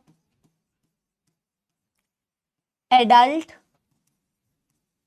stage of other organism या एंसेस्टर। अब मैं एक बात बता रही हूं, एक बच्ची का एक डाउट मैंने पढ़ा, उसको क्या कंफ्यूजन है, आप इसे नोट करो। उसने कहा मैम अर्नेस्ट हैकल ने भी तो यही कहा था। नहीं, अर्नेस्ट हैकल ने बोला कि कुछ कैरेक्टर्स होते हैं जो सबके एम्ब्रियो में है, एडल्ट में वो कैरेक्टर्स नहीं है, इन्होंने ये बोला। एक पॉइंट उन्होंने ये बोला ना कि एम्ब्रियो में सबके कुछ कुछ कॉमन कैरेक्टरिस्टिक्स हैं, सब में गिल स्लिट्स हैं, पर अगर मैं मैमल का एडल्ट देखूं तो उसमें गिल स्लिट्स फंक्शनल नहीं होते। एक तो ये बात बोली, और उन्होंने ये बोला कि जब मैं सबके एम्ब्रियो को स्टडी करूं ना तो एम्ब्रियोनिक जो लाइफ है वो दूसरे एनिमल के एडल्ट स्टेज से पास होती है। दोनों बातों में डिफरेंस है, आप समझ पा रहे हो? एक तो बता रहा है कि कैरेक्टरिस्टिक सेम है और कुछ कैरेक्टरिस्टिक्स है जो आगे जाके एडल्ट में मिल रहा है ना। और एक बात उन्होंने कही कि आप एम्ब्रियो को देखोगे तो वो दूसरे के एडल्ट स्टेज जैसा भी दिख रहा है, वो दिखता नहीं है। Never pass through the adult stage of other animal. Recapitulation का मतलब रिपीट्स, हिस्ट्री को रिपीट कर रहा है। मतलब जैसा मछली में था, जैसा फ्रॉग में था, जैसा स्नेक में था, जैसे आपको वो दिख रहे हैं उनके एडल्ट, वैसा ही आपको मैमल का एम्ब्रियो दिखेगा। तो वो रिपीट कर रहा है अपनी एंसेस्ट्री को, ठीक है ना। डन डन एनसीईआरटी की रीडिंग करा दूं। अब आपको वो जाइगोट वाली कहानी लिखने की जरूरत नहीं है, क्योंकि एनसीईआरटी ने सिर्फ इतना दिया हुआ है। पहले मैं आपको एनसीईआरटी से यहां तक के एविडेंसेस को रीड कराती हूं, इसके बाद बस पैलेंटोलॉजिकल एविडेंस और एक आर्टिफिशियल सिलेक्शन बचेगा, फिर एविडेंसेस खत्म, ठीक है ना। Crystal clear. अब आप एनसीईआरटी पढ़ो, देखो आपको एनसीईआरटी कितनी इजी लगेगी। अभी एनसीईआरटी पढ़ो कितनी इजी लगेगी, ठीक है ना। फिर हम पैलेंटोलॉजिकल एविडेंस में बढ़ेंगे। एनसीईआरटी ने तो अपने सीक्वेंस में दिया हुआ है बेटा, तो हम एनसीईआरटी के सीक्वेंस को जरा देखते हैं।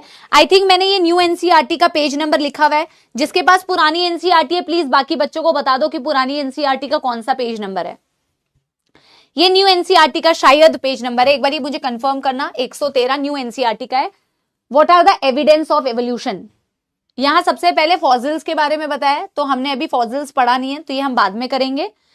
यहां सबसे पहले दिया हुआ है एम्ब्रियोलॉजिकल सपोर्ट फॉर एवोल्यूशन,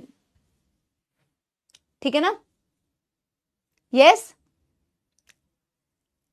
कृति बेटा, अगर थ्योरी है तो मत पढ़ो बेटा, अगर बिना थ्योरी पढ़े नंबर आ जाएंगे तो बेटा नंबर ले आ, है ना। छोड़ दे एवोल्यूशन, छोड़ दे बेटा एवोल्यूशन। एटलीस्ट तुमको इंटरेस्ट से तो पढ़ाया जा रहा है, ये सोचो, वरना तो बेटा लिखते ही रहते ना सिर्फ। हाँ, न्यू एनसीईआरटी में ये है। बोला कि embryological support for evolution was proposed by Ernest Haeckel based upon the observation of certain features during embryonic stage common to all vertebrate that are absent in adult. For example, embryos of all vertebrates, including human, develop a row of vestigial slits. ये हमने लिखा हुआ है notebook में, behind the head, but it is functional organ only in the fish and not found in any other adult vertebrate. देखो NCERT ने बहुत ज्यादा एक्सप्लेन भी नहीं किया है, ऑन्टोजेनी, रिकैपिचुलेट्स, फाइलोजेनी बताया भी नहीं है, ना उसकी एक्सप्लेनेशन दी है। एनसीईआरटी ने तो उसके थ्योरी के 2 पॉइंट्स लिख दिए हैं बस, कि उन्होंने एम्ब्रियो की स्टडी करी और उन्होंने कहा कुछ फीचर्स होते हैं जो मैं सारे वर्टिब्रेट को अगर देखूं तो सब में कॉमन होते हैं, एम्ब्रियो में सब में मिल रहे हैं, लेकिन वो फीचर्स सबके एडल्ट में नहीं मिलते हैं। फिश के तो एडल्ट में आपको गिल्स मिल रहे हैं, लेकिन आगे जाके आपको मैमल्स में वो स्ट्रक्चर्स नहीं मिल रहे हैं। However this proposal was disproved on careful study perform by Karl Ernest von Baer. Karl von Baer के बीच में अर्नेस्ट भी है बेटा, ये भी अर्नेस्ट है, अर्नेस्ट हैकेल है, ये कार्ल अर्नेस्ट वॉन बेयर है। He noted that embryos never pass through the adult stages of other animal. देखो इन्होंने ये बताया ही नहीं कि उन्होंने ये वाली बात भी कही थी कि एम्ब्रियोनिक डेवलपमेंट, ऑन्टोजेनी, रिकैपिचुलेट्स, फाइलोजेनी, तभी तो इसने रिजेक्ट किया ना। इसने उस बात को रिजेक्ट किया कि भैया वो कह रहा है जो पॉइंट एनसीईआरटी में दिया नहीं है कि एम्ब्रियोज जो हैं उनकी डेवलपमेंट अगर आप देखोगे तो वो एडल्ट स्टेज से भी पास करते हैं अपनी हिस्ट्री में, अपनी एंसेस्ट्री के। इन्होंने बोला नहीं, embryos never pass through the adult stage of their ancestry and that is why he disproved। देखो कितना छोटा सा है, बट अगर आप एनसीईआरटी पढ़ोगे ना आपको कभी समझ ही नहीं आएगा कि इन्होंने बताया क्या है। और अगर आप एक्चुअल में देखोगे तो इसपे तो पूरी पूरी किताब है बेटा, एम्ब्रियोलॉजिकल एविडेंस पे, है ना। तो एक्सप्लेनेशन देने को तो बहुत सारा है, बट आपको उतनी की जरूरत भी नहीं है, लेकिन एनसीईआरटी समझ में आ जाए इसीलिए मैंने आपको वो पॉइंट्स बताए हैं जिससे आपकी क्लैरिटी रहे, ठीक है ना। आगे देखो क्या दिया, comparative anatomy and morphology shows similarity and differences among organisms today and those that existed years ago. बोला जब आप किसी की भी मॉर्फोलॉजी एनाटॉमी की और एनाटॉमी को ऑर्गेनिजम्स की स्टडी करते हो तो वो भी कुछ ऐसी चीजें बताती है आपको कि कुछ ऐसी स्ट्रक्चर्स थे, कुछ ऐसी चीजें थी जो शायद आज के डेट में है, पहले नहीं थी। कुछ सिमिलैरिटीज है, कुछ डिफरेंसेस है ना, बिटवीन आज के एग्जिस्टिंग ऑर्गेनिजम्स एंड पहले के ऑर्गेनिजम्स। अब क्या एक्सप्लेन किया है देखो आगे, such similarities can be interpreted to understand whether common ancestors were shared or not।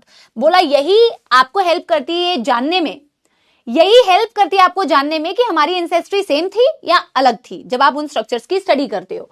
बोला फॉर एग्जाम्पल वेल्स, बैट, चीता, human, all mammals share similarity in the pattern of bone in forelimbs, and though these forelimbs perform different functions in the animals, they have similar anatomical structure. All of them have humerus, radius, ulna, carpal, metacarpal phalanges in their forelimb.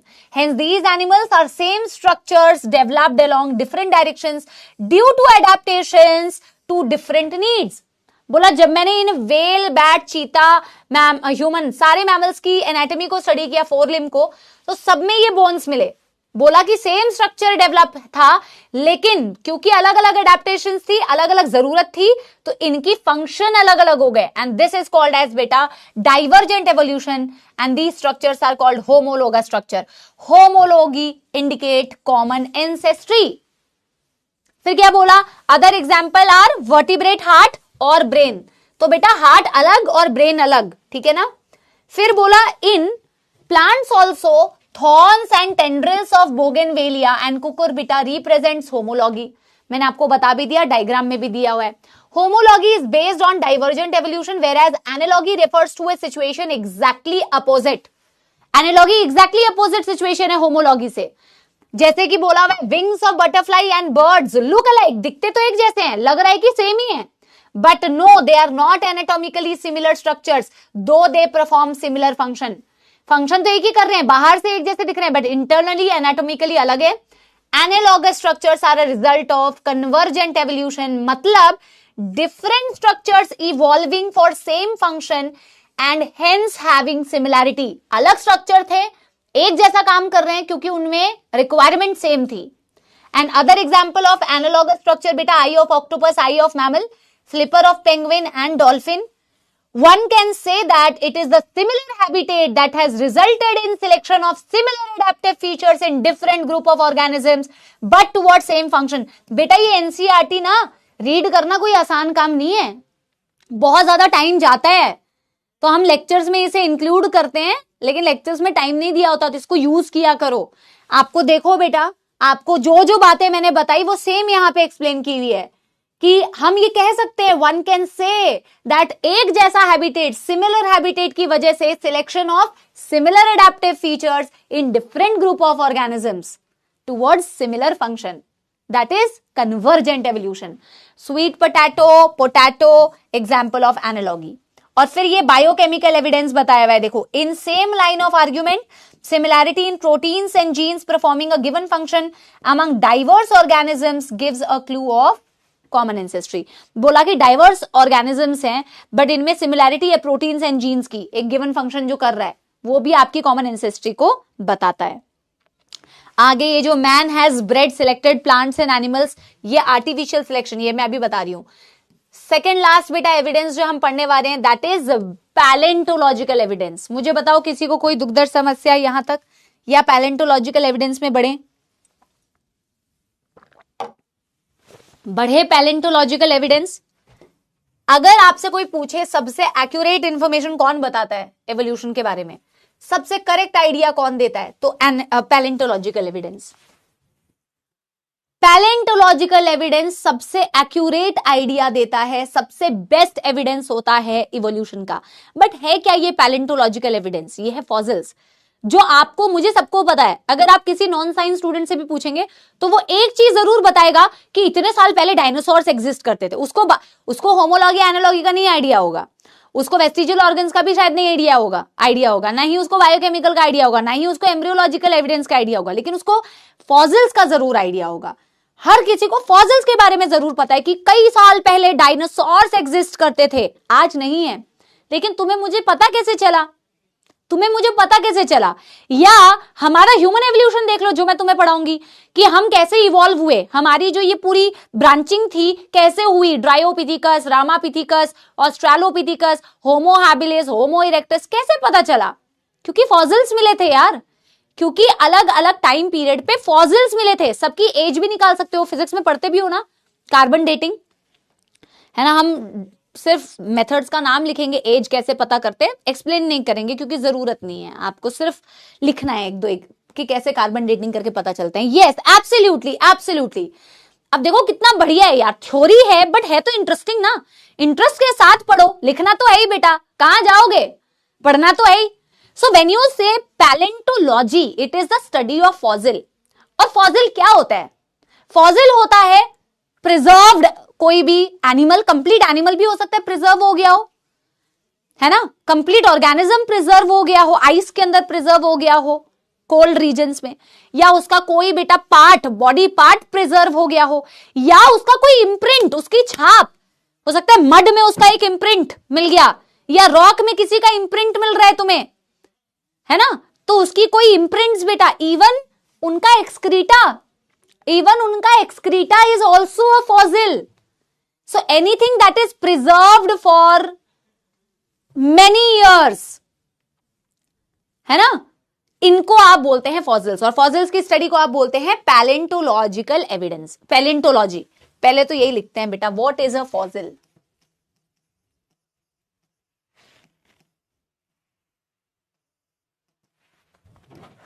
Fossils are the complete organism or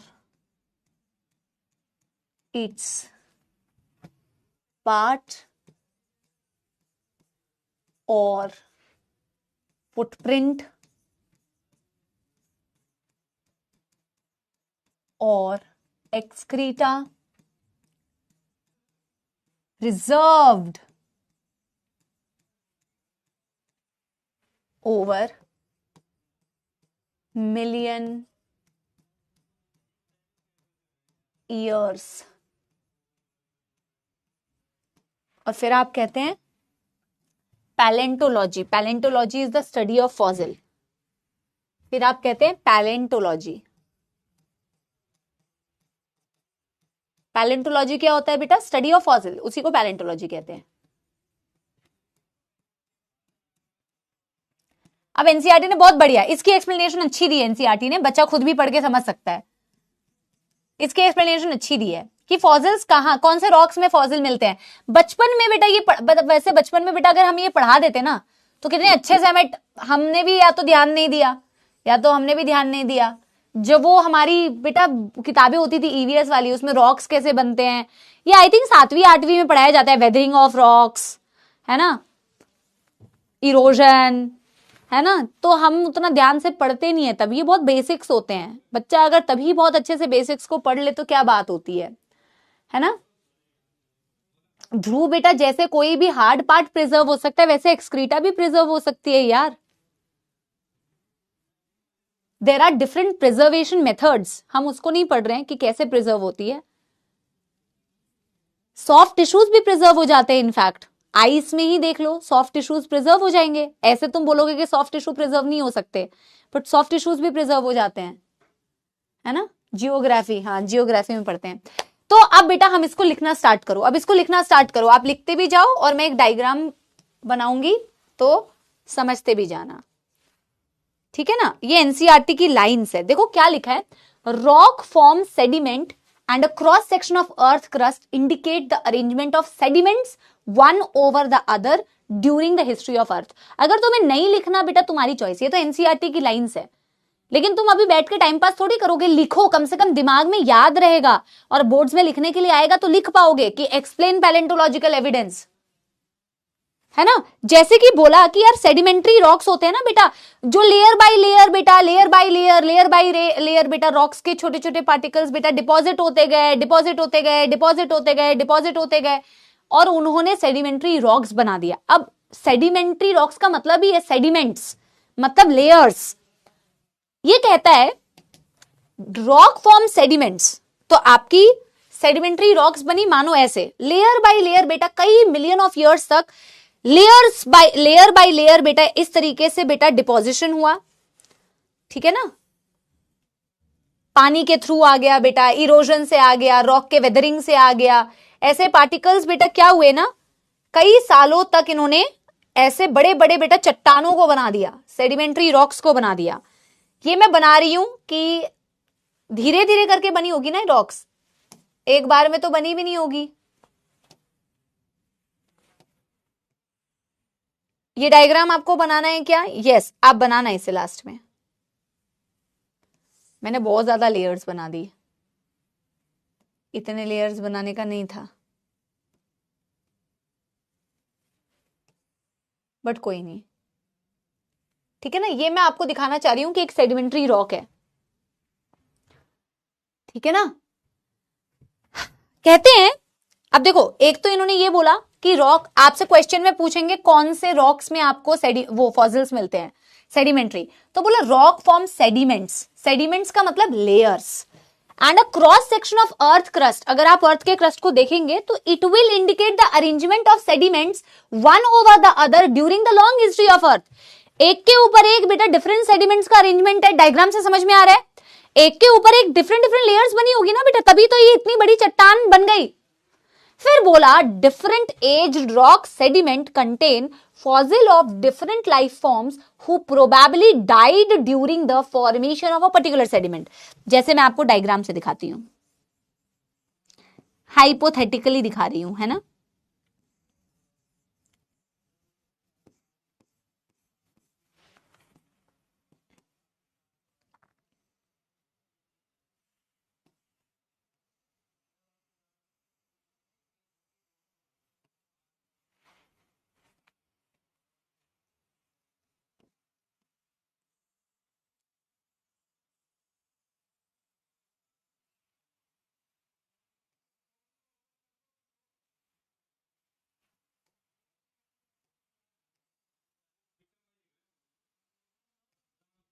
hypothetical, hypothetical, ठीक है ना।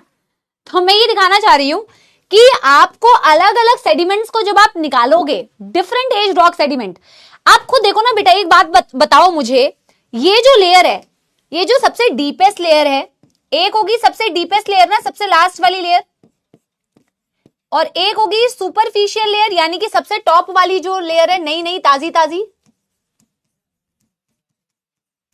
मैं fossils की as ना layers को देख के भी बता सकती हूं, हालांकि उतनी एक्यूरेट नहीं मिलेगी, सुपरफिशियल लेयर हालांकि उतनी एक्यूरेट नहीं मिलेगी, जिसकी वजह से हमें कार्बन डेटिंग करनी पड़ती है या रेडियो एक्टिव डेटिंग करनी पड़ती है, जिसको हम कहते हैं, है ना।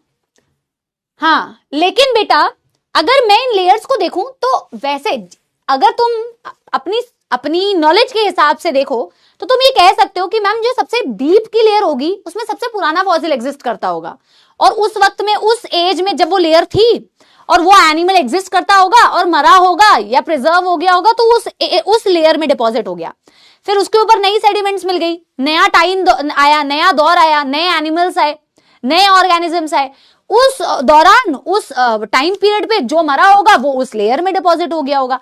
ऐसे ऐसे बेटा लेयर बाय लेयर बनता गया होगा। तो अगर, लेकिन कई बार ऐसा होता है ना बेटा, डिफरेंट टाइम पीरियड्स पे मरे हुए भी आपको सेम लेयर में भी मिल सकते हैं, लेकिन यूजुअली हम ऐसा कह सकते हैं ना बेटा, हम यूजुअली ऐसा कह सकते हैं ना कि जो सबसे डीपेस्ट लेयर में होगा वो सबसे पुराना फॉसिल होगा, ओल्डेस्ट फॉसिल, और जो सबसे ऊपर मिलेगा वो सबसे नया फॉसिल होगा, कह सकते हैं ऐसा। हम इसे कहते हैं रिलेटिव डेटिंग। जैसे रेडियो एक्टिव डेटिंग होती है वैसे ही रिलेटिव डेटिंग भी कर सकते हैं, है ना। यही वाला डेटिंग करो तुम, तो बेटा अपनी अलग डेटिंग करते हो, वैसे अगर ये वाली डेटिंग करोगे तो नीट में बेटा अच्छे नंबर आ जाएंगे। तो relative dating and radioactive dating, not the dating, okay जी, नॉट दैट वन। सो ये रिलेटिव डेटिंग है कि आप एक दूसरे से कंपेयर कर रहे हो, रिलेटिवली देख रहे हो कि कौन सा पुराना, कौन सा सबसे नीचे की लेयर में और कौन सी सबसे ऊपर की लेयर में। इजी, ये ड्रॉ करना है बिल्कुल बेटा, मैं पेंटिंग थोड़ी कर रही थी। इन लाइंस को बेटा, जो तुम्हें थ्योरी लिखना पसंद नहीं है, इसी थ्योरी को मैंने डायग्राम से एक्सप्लेन किया है। मैंने इतनी मेहनत करके बेटा ये मुंडी बनाई है, वरना मैं और ऐसे मुंडी बना के दिखाऊं तुम्हें, ठीक है ना। तो देखो लिखा भी क्या है, different age rock sediment contain fossil of different life forms who probably died during the formation of a particular sediment. जिस सेडिमेंट में तुम्हें जो ऑर्गेनिज्म दिख रहा है, हो सकता है वो उस पर्टिकुलर सेडिमेंट के फॉर्मेशन के दौरान मर गया होगा, and they actually represents the extinct organisms. Fossils तो वैसे भी एक्सटिंक्ट वाले ही हैं, जो आज जिंदा नहीं है यार। तो जिस लेयर में तुम्हें जो दिख रहा है वो तुम्हें दिख रहा है कि दे रिप्रेजेंट एक्सटिंक्ट ऑर्गेनिज्म, समझ रहे हो। यस, बस एक लाइन और लिखना है, बाकी डन, खत्म। यही है पैलेंटोलॉजिकल एविडेंस, ये एनसीईआरटी की ही लाइंस है। अब इसकी एनसीईआरटी की लाइन में तुम्हें होमवर्क दूंगी कि खुद रीड करना, क्योंकि मैंने एनसीईआरटी की लाइन रीड कराई है तुम्हें। कह रहा है सेम आपकी जैसी मुंडी है, तूने देखा है बड़ा, आया बड़ा, मेरी मुंडी डन। और वो डेटिंग वाला लिखेंगे कि हम एज कैसे पता लगाते हैं। तो एक तो तुम पूरा पूरा प्रोसेस ही पढ़ते हो, आई थिंक फिजिक्स में ही पढ़ते हो ना, carbon dating, it's a radio active dating, half life पर जो डिपेंड होती है। और एक उसी रेडियो एक्टिव डेटिंग में आता है इलेक्ट्रॉन स्पिन रेजोनेंस मेथड, ये भी एक तरीका होता है, this is the most accurate, है ना। और ये भी मैं लिखना चाहती हूं, best evidence of evolution, this is the best evidence of evolution. ये तुम्हें एकदम करेक्ट बताता है कि एवोल्यूशन हुआ है, best evidence of evolution. Done हो गया बेटा सारे बच्चों का। केमिस्ट्री में पढ़ते हो, केमिस्ट्री में मैम, अच्छा, डिलीटेड है,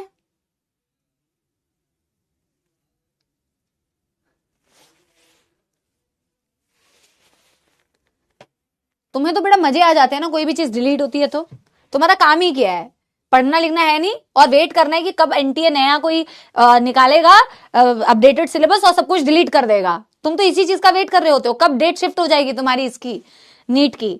पूरा साल तुम वेट करोगे, और फिर जब शिफ्ट होगी ना, फिर तुम टाइम पास करने लगोगे। जैसे ही पता चलेगा अरे अक्टूबर में एग्जाम है, तो तुम पूरा टाइम वेस्ट करोगे। अभी तक एकदम तुम्हारी मौत आ रही थी, पसीने छूट रहे थे, जैसे ही पता चलेगा सितंबर में, फिर टाइम पास करने लगोगे, है ना। अच्छा, फिजिक्स में डिलीटेड है, चलो चलो चलो, डिलीट के भरोसे एकदम बैठे रहते हैं। बोला study of fossil in different sedimentary layer indicate the geological period in which they existed. मैं तुम्हें लास्ट में ना जियोलॉजिकल टाइम पीरियड भी पढ़ाऊंगी कि पूरे टाइम पीरियड को आप इपॉक्स, पीरियड्स, एराज में डिवाइड करते हो, ये लास्ट में मैं पढ़ाऊंगी। आप चाहो तो ये लिख सकते हो, अ study of fossils in different sedimentary layer indicate the geological time period. मतलब आप जब फॉसिल्स की स्टडी करते हो एक पर्टिकुलर सेडिमेंट में, तो वो बताता है कि वो कौन से टाइम पीरियड में एग्जिस्ट कर रहा था, कौन से एरा में एग्जिस्ट कर रहा था, कौन से पीरियड में एग्जिस्ट कर रहा था, कौन से इपॉक में एग्जिस्ट कर रहा था। ठीक है ना? यस। अब मैं लास्ट एक चीज और लिखती हूं यहां कि एज ऑफ फॉसिल आप कैसे पता लगाते हो। एज ऑफ फॉसिल, तो एज ऑफ फॉसिल लगाया जाता है पता एक रिलेटिव डेटिंग, एक होता है रिलेटिव डेटिंग जो मैंने आपको बताया कि कौन सी लेयर्स को कंपेयर कर लो, और एक होता है रेडियो एक्टिव डेटिंग। बहुत पहले ना बेटा 2011-12 में तो ये बेटा टॉपिक्स मतलब डिटेल में पढ़ाए जाते थे।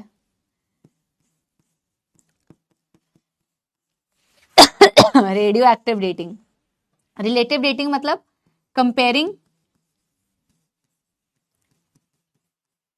दी sediments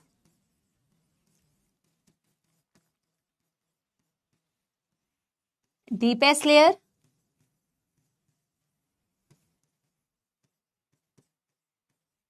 oldest fossil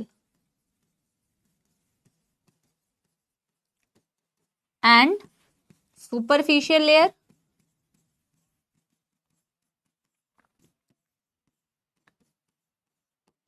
newest fossil। और रेडियो एक्टिव डेटिंग में आप बोलोगे कार्बन डेटिंग, हाफ लाइफ पर जो डिपेंडेंट होती है, एक होता है इलेक्ट्रॉन स्पिन रेजोनेंस मेथड, और भी बहुत सारे होते हैं, ज्यादा लिखने की जरूरत नहीं क्योंकि एनसीईआरटी ने नहीं दिया है।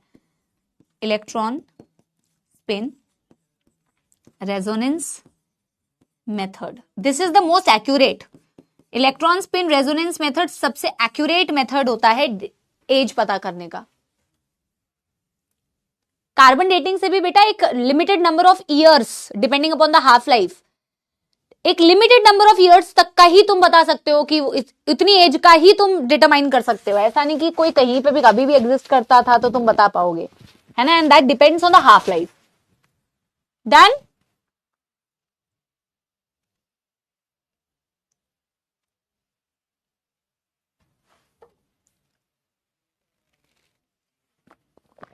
लास्ट एक एनसीईआरटी में दिया हुआ है आर्टिफिशियल सिलेक्शन।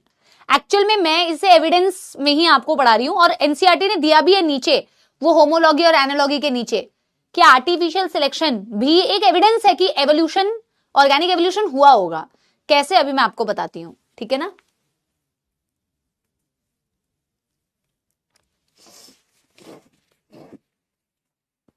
डन?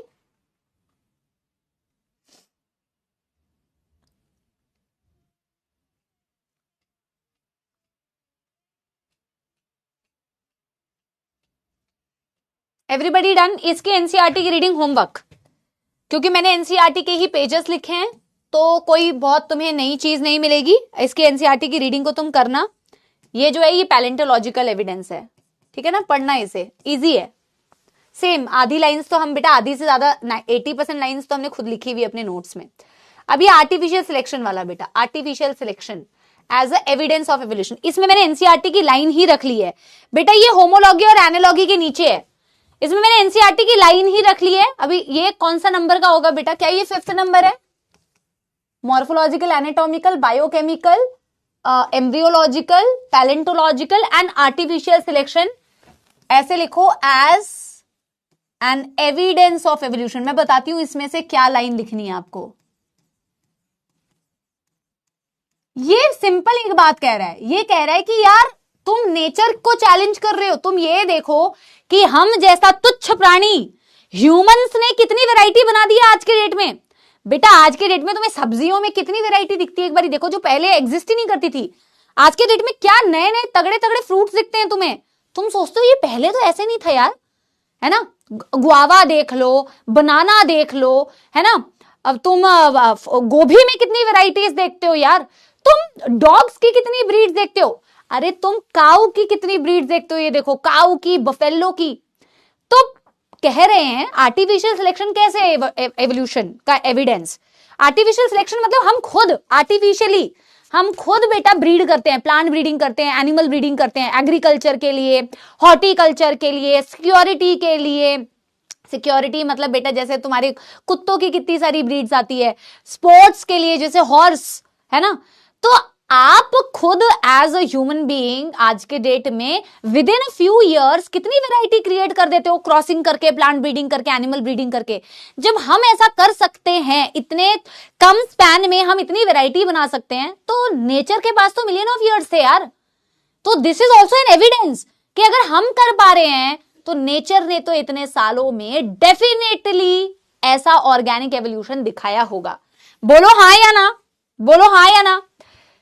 तो आप इसमें से कौन कौन सी लाइन कॉपी करोगे। मैन हैज ब्रेड बेटा selected plants and animals for agriculture, horticulture. Horticulture का मतलब होता है यूजुअल एग्रीकल्चर से डिफरेंट होता है, नॉर्मल चीजों की खेती नहीं। जैसे फॉर फ्रूट्स है ना, जैसे तुमने फ्लावर्स के लिए या फ्रूट्स के लिए, वेजिटेबल के लिए स्पेसिफिकली प्लांट वो किया तुमने मैनेजमेंट कल्चर, इसे हॉर्टिकल्चर कहते हैं, वेजिटेबल है ना। स्पोर्ट्स के लिए, सिक्योरिटी के लिए मैन ने इतनी सारी चीजों को ब्रेड किया है। फिर बोला है कि this intensive breeding program has created breeds that differ from the other breeds, जैसे कि dogs, but are still of same group. अब अगली लाइन इसके बाद लिखना, man has bred selected plants and animals के बाद लिखना, it is argued that if within 100 of years man could create new breeds, could not the nature have done the same over million of years। ये वाली line और ये वाली line लिखो बस। यही बोला कि अगर मनुष्य कुछ चंद सालों में इतनी तगड़ी वैरायटीज प्लांट्स की, एनिमल्स की क्रिएट कर सकता है अपने एंटरटेनमेंट के लिए, अपने बेटा फायदे के लिए, तो नेचर ने कई सालों तक बेटा ऐसा क्यों नहीं किया होगा। डेफिनेटली किया होगा। डन डन डन कर लो।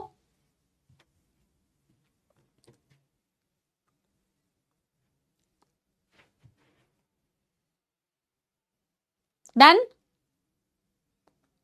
सो आर्टिफिशियल सिलेक्शन को भी मान सकते हो, अलग से भी टॉपिक पढ़ाते हैं, और एज ए एविडेंस में भी आप पढ़ सकते हो।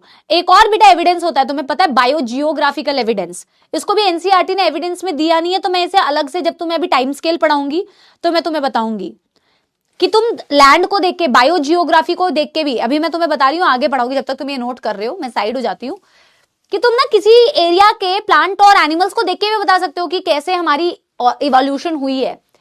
पहले बेटा इतने डिफरेंट कॉन्टिनेंट्स थोड़ी एग्जिस्ट करते थे, पहले तो एक कॉमन लैंड था, पैंजिया बोलते हैं, फिर कॉन्टिनेंटल ड्रिफ्ट्स हुए तो लैंड के टुकड़े हो गए बेटा। पहले तो कॉमन लैंड था, सारे एनिमल्स, ऑर्गेनिज्म, प्लांट, एनिमल सब वहीं रहते थे, फ्लोरा एंड फोना।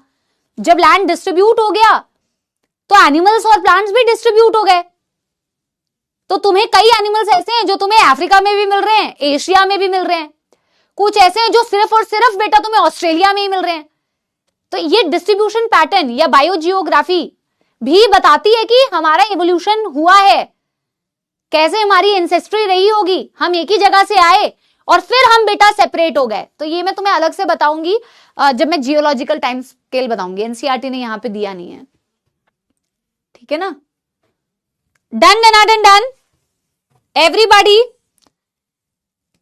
अच्छा यार, एक ट्री मुझे बतानी थी जो पैलेंटोलॉजिकल एविडेंस। अच्छा तुम एनसीईआरटी निकालो और देखो ये डायग्राम कहां दिया हुआ है, एनसीईआरटी में ही नोट करना है।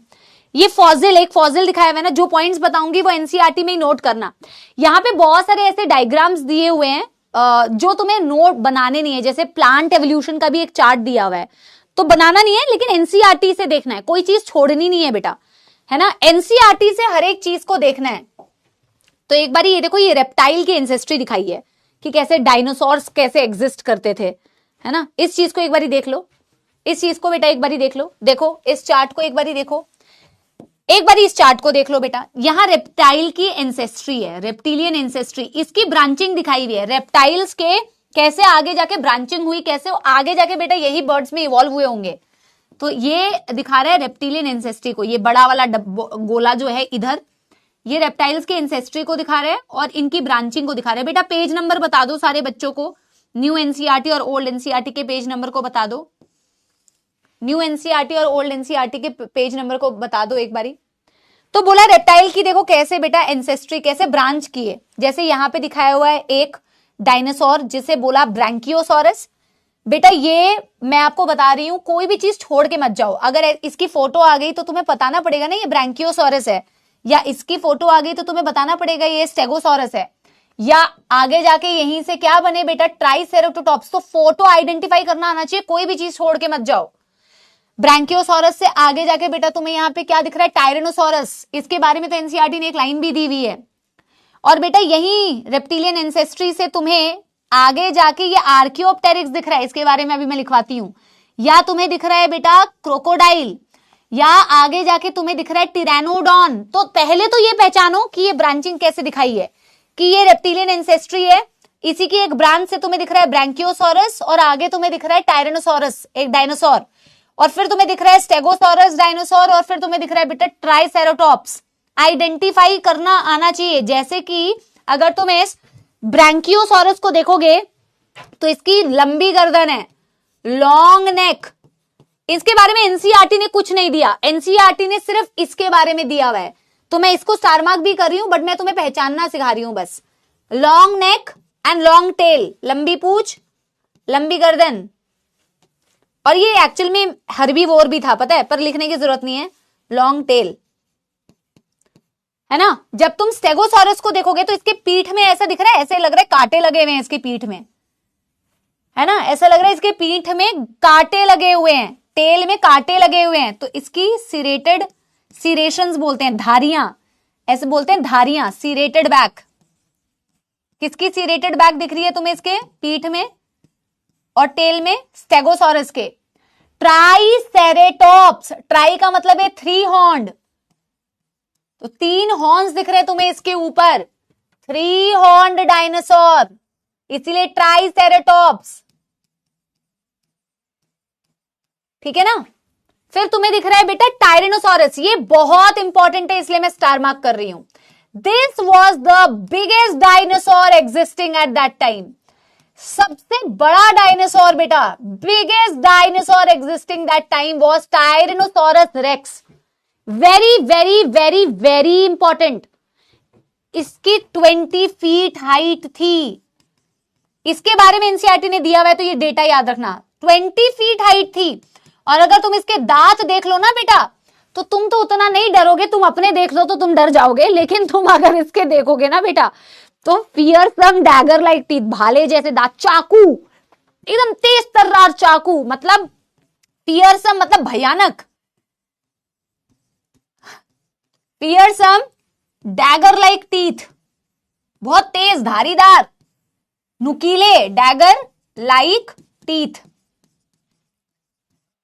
ठीक है ना। Yes, Tyrannosaurus rex, Tyrannosaurus, T rex भी बोलते हैं इसे। टिरैनोडॉन क्या था? Pteranodon was a flying, it's a flying reptile, उड़ने वाला रेप्टाइल, ठीक है ना। क्रोकोडिलियन के बारे में ज्यादा लिखना नहीं है। आर्कियोप्टेरिक्स के बारे में 1-2 पॉइंट्स लिख लो बेटा। आर्कियोप्टेरिक्स क्या है? इसे कनेक्टिंग लिंक बोलते हैं या मिसिंग लिंक बोलते हैं। एक्चुअल में करेक्ट अगर तुम इसकी डेफिनेशन बोलो तो ये एक्चुअल में एक मिसिंग लिंक है, कनेक्टिंग लिंक जो आज एग्जिस्ट नहीं करता है, जो विलुप्त हो चुका है, गायब हो चुका है, ऐसा कनेक्टिंग लिंक जो आज एग्जिस्ट नहीं करता है उसे मिसिंग लिंक बोलते हैं, ठीक है ना, उसे मिसिंग लिंक बोलते हैं। Missing link is a type of connecting link जो 2 ग्रुप की कैरेक्टरिस्टिक्स दिखाता है। आपने इस रेप्टिलियन एंसेस्ट्री की एक ब्रांच देखी आर्कियोप्टेरिक्स, इससे ये पता चलता है कि आर्कियोप्टेरिक्स से आगे जाके आए कैसे, देखो इट्स अ, ये एनसीईआरटी में लिखो बेटा, कोई जरूरत नहीं है अपने नोट्स में ऐड करने की, चाहो तो कर लेना इनके कुछ कुछ पॉइंट्स, बट क्योंकि डायग्राम है ना तो एनसीईआरटी से ही देख लो क्योंकि बाद में तुम्हें रिवाइज करना ही है ना। तो it's a missing link, missing link is a type of actually connecting link जो आज जिंदा नहीं है ऑब्वियसली। कनेक्टिंग लिंक का मतलब जो दो ग्रुप्स की कैरेक्टरिस्टिक्स को दिखाता है. Missing link between reptiles and Aves, ये बताता है कि रेप्टाइल से ही आगे जाके एव्स बने. हैड कैरेक्टरिस्टिक्स ऑफ, ये एनसीईआरटी में बेटा देखो सच बताऊं तो नहीं दिया है, डायग्राम देके छोड़ दिया है. आपने ये पहले जूनियर क्लासेस में भी पढ़ा होगा. कैरेक्टरिस्टिक्स ऑफ बोथ, दोनों की कैरेक्टरिस्टिक्स होती है बेटा, है ना. मैं थोड़ा सा ही बता रही हूं, ज्यादा नहीं बता रही, थोड़ा सा ही बता रही हूं बेटा. इसकी शक्ल सूरत देखोगे तो ऐसा लगेगा ये कंफ्यूजिया है. ये एक ऐसा डायनासोर था जो समझ ही नहीं आता था कि क्या है, ये एक एव है या रेप्टाइल है. क्योंकि एव्स के जैसे इसकी बॉडी पे फेदर्स थे, एव के जैसे इसके पास विंग थी, विंग. एव के जैसे इसके पास बीक थी, बीक. लेकिन इसके बीक में दांत थे बेटा, दांत, टीथ. मॉडर्न बर्ड्स की चोंच को खोल के देखना एक बार, दांत नहीं मिलते. कबूतर पकड़ के देखना, दांत नहीं होते, पर इसके पास दांत थे. तो रेप्टिलियन कैरेक्टर भी है. बहुत ही टेल लंबी थी, टेल, लॉन्ग टेल, है ना, बड़ी लंबी पूंछ थी. Reptilian character. ऐसे कुछ कैरेक्टर्स जो इनको थोड़े बहुत रेप्टाइल जैसे भी दिखते थे, थोड़े बहुत एव जैसे भी दिखते थे, जिससे कि ये पता चल रहा था कि ये दोनों के बीच का कनेक्टिंग लिंक है या मिसिंग लिंक है. समझ रहे हो. तो इनको आइडेंटिफाई कर पाओ, इनकी ब्रांचिंग देख लो. रेप्टाइल एंसेस्ट्री कैसे बेटा ब्रांच करी, कैसे डिफरेंट डिफरेंट डायनासोर दिखते थे. ट्राइसेरोटॉप्स 3 हॉर्न डायनासोर, सिरेटेड बैक वाला बेटा स्टेगोसॉरस, लॉन्ग टेल लॉन्ग गर्दन वाला ब्रैंकियोसॉरस, बिगेस्ट डायनासोर बेटा टायरेनोसोरस रेक्स, फ्लाइंग बेटा रेप्टाइल जो है टिरानोडॉन है, और फिर आर्कियोप्टेरिक्स. डन. आज बस इतना ही बता रही हूं. इस चैप्टर में क्या बचा है, वैसे आज मुझे पढ़ाना था बट कोई बात नहीं. एक बचा है बेटा आपका वो Hardy-Weinberg equilibrium, adaptive radiation and evolution of different life forms. 2 classes but question practice क्योंकि हमें करना है. मैंने इस चैप्टर में बीच में क्वेश्चन प्रैक्टिस नहीं कराए हैं क्योंकि चैप्टर खुद ही बेटा घूमा हुआ है. तो लास्ट में हम फुल क्वेश्चन प्रैक्टिस करेंगे, 50-60 क्वेश्चन प्रैक्टिस करेंगे. डोंट वरी, जिससे तुम्हारा पूरा चैप्टर रिवाइज हो जाएगा. ठीक है बेटा, तो चिंता नहीं करना, हम करेंगे लास्ट में क्वेश्चन. तो 3 क्लासेस और, ठीक है ना. मजा आया, मुझे बहुत मजा आया बेटा. काफी टाइम के बाद आपकी क्लास ली है, बहुत ही आनंद आया, बहुत ही मजा आया. और अब हम मिलेंगे बेटा अगली कक्षा में. बहुत बहुत धन्यवाद, बहुत बहुत धन्यवाद. एक पानी मंगा लिया जाएगा और गाना देख के गाना. यार एक थोड़ा सा पानी दे दे यार, यही वाला दे दे यार, यही वाला दे दे. इसमें डाल देगा क्या? Thank you. मनीष अभी कह रहा था कि मेरी किस्मत मैम खराब चल रही है, बट मैं भी बताऊंगी नहीं कि वो ऐसा क्यों कह रहा था. कह रहा है मैम मेरा तो टाइम ही खराब चल रहा है. मैम सबको यही लगता है कि मेरा टाइम खराब चल रहा है, मेरे को भी लग रहा है मनीष मेरा टाइम बहुत खराब चल रहा है यार. इन बच्चों से पूछ, अभी बच्चों के कमेंट देखेगा तो तुझे लगेगा okay I am at a better place. दूसरों के दुख जान लिया करो, जैसे दूसरों के दुख जान लोगे ना तो लगेगा कि मैं बहुत खुश हूं भैया. हाँ, डोरेमोन सॉन्ग. जंगल के ऊपर पर्वत के पार देखो कौन अपने, ये तो हथौड़ी का गाना है. डोरेमोन का गाना क्या है? कोई गाना आता है तेरे को? डोरेमोन का गाना तक नहीं आता तेरे को. क्या कर रहा है मनीष यार? जिंदगी सवार दूं, एक नई बहार दूं, दुनिया ही बदल दूं, बस एक प्यारा सा चमत्कार हो. मैं किसी का सपना हूं जो आज बन चुका हूं सच. अब ये मेरा सपना है कि सबके सपने सच मैं करूं. आसमां को छू लूं, तितली बन उड़ूं, या हेलीकॉप्टर. हाँ हाँ हाँ, मैं हूं एक उड़ता रोबोट डोरेमोन. मानो या न मानो मैं. यार लोग कहेंगे ये मैम को देखो, ये जूलॉजी पढ़ाती है या तुमने मुझे बदनाम कर रखा है बेटा, बदनाम कर रखा है. अभी देखो टिश्यू कल्चर चाहिए, क्वेरी आई है, बदनाम करके रखते हो. कभी जिंदगी में मेरी तारीफ करोगे बेटा? ठीक है ना. बट मैं तुम्हारे लिए गाना गाना चाहती थी. वो गाना देखो मैं अच्छा नहीं गा पाऊंगी क्योंकि मुझे वो गाना नहीं आता है, बट ये गाना मुझे बहुत पसंद है. अगर तुम्हें लेक्चर खत्म होने के बाद 2 मिनट टाइम है तो वो गाना जरूर सुन लेना, बहुत अच्छा गाना है. अब ये देख रहा है मेरे को। तू गाएगा मनीष? 2 लाइन गाना चाहेगा? हाँ। क्यों इस कदर हैरान तो मौसम का है मेहमान तू, दुनिया सजे तेरे लिए, खुद को जरा पहचान तू धूप है झम से बिखर, तू है नदी ओ बेखबर, बह चल कहीं उड़ चल कहीं, दिल खुश जहां तेरी तो मंजिल है वही। ठीक है ना? यस।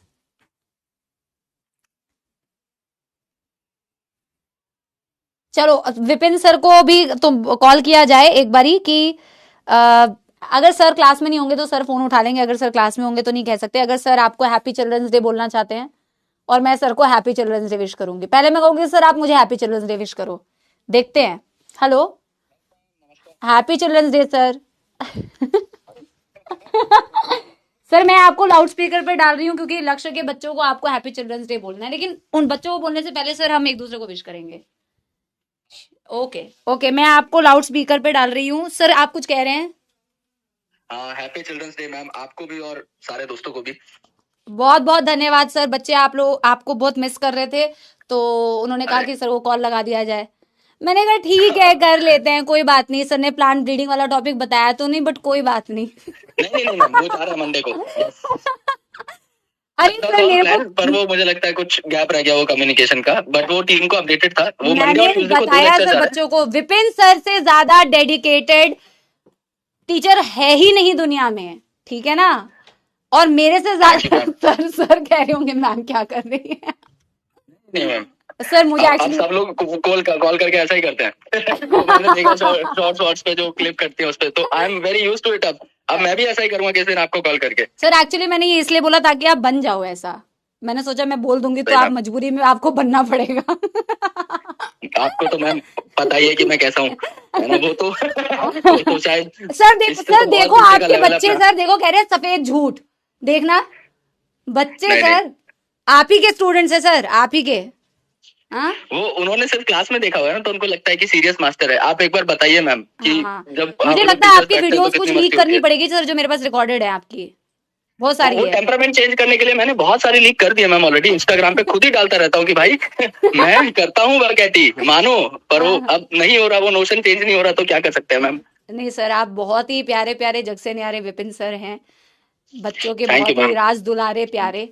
2 क्लास लूंगा मैम, प्लांट ब्रीडिंग की अलग, टिश्यू कल्चर की अलग। बहुत बहुत धन्यवाद सर, आपने कॉल रिसीव किया सर। आई एम श्योर आप बिजी होंगे, बट धन्यवाद sir. Thank you so much ma'am, and happy children's day again ma'am. सारे बच्चों को भी, आपको भी happy children's day sir. Happy children's day अभी सेलिब्रेट करते हैं सर। पक्का मैम। ठीक है सर, ओके बाय बाय। चलिए ma'am, thank you, bye ma'am. Thank you. तो पिटेगा, तू मेरे से पिटेगा एक दिन। सर को नहीं बोल रही हूँ, मनीष को बोल रही हूँ। कह रहे next class next class next class, तो क्या हुआ नेक्स्ट क्लास है तो नहीं होगी, नहीं होगी, ये भी कोई बात हुई? चलो चलो bye bye, thank you so much मेरे प्यारे प्यारे जग से न्यारे लक्ष्यंस। अब 1-2 क्लास ही बची है बेटा, है ना? तो इसको इसी एंथुसियाज्म से, इसी प्यार से पढ़ते हैं। और मैं दिल से बेटा जेन्युइनली आप लोगों को हैप्पी चिल्ड्रंस डे बोल रही हूँ। आप में से कई सारे बच्चे हैं जो 2 साल से मेरे से पढ़े हैं, और जिस तरीके से मैं वैसे तो मैं इवेंट्स में बहुत ज्यादा जाती नहीं हूँ, बट मैं एक इवेंट में गई थी, उसकी वीडियोस मैं कभी कभी शेयर करती हूँ। तो बच्चों से मिलके बहुत आनंद महसूस होता है, बहुत अच्छा फील होता है, बहुत ग्रेटफुल फील होता है। तो मैं उम्मीद करती हूँ कि मैं आप लोगों से जरूर मिलूंगी बेटा जब हमारा रिजल्ट सेलिब्रेशन होगा, और आप आके जरूर मिलेंगे मुझसे और कहेंगे yes ma'am we made it, we made it to the selection ma'am। तो I want to see all of you बेटा। all of you तो पॉसिबल नहीं होता है, लेकिन बेटा कोई बात नहीं, है ना? वो अभी अभी गाना गाया हमने, दिल खुश जहां तेरी तो मंजिल है वहीं, है ना? तो this is not the only thing in your life. सिर्फ मेहनत करो, लगे रहो बेटा, और जीवन में आप जरूर जरूर सक्सेसफुल होगे अगर आप ये मेहनत करते रहोगे बेटा, ठीक है। Love you all, bye bye, thank you so much, thank you.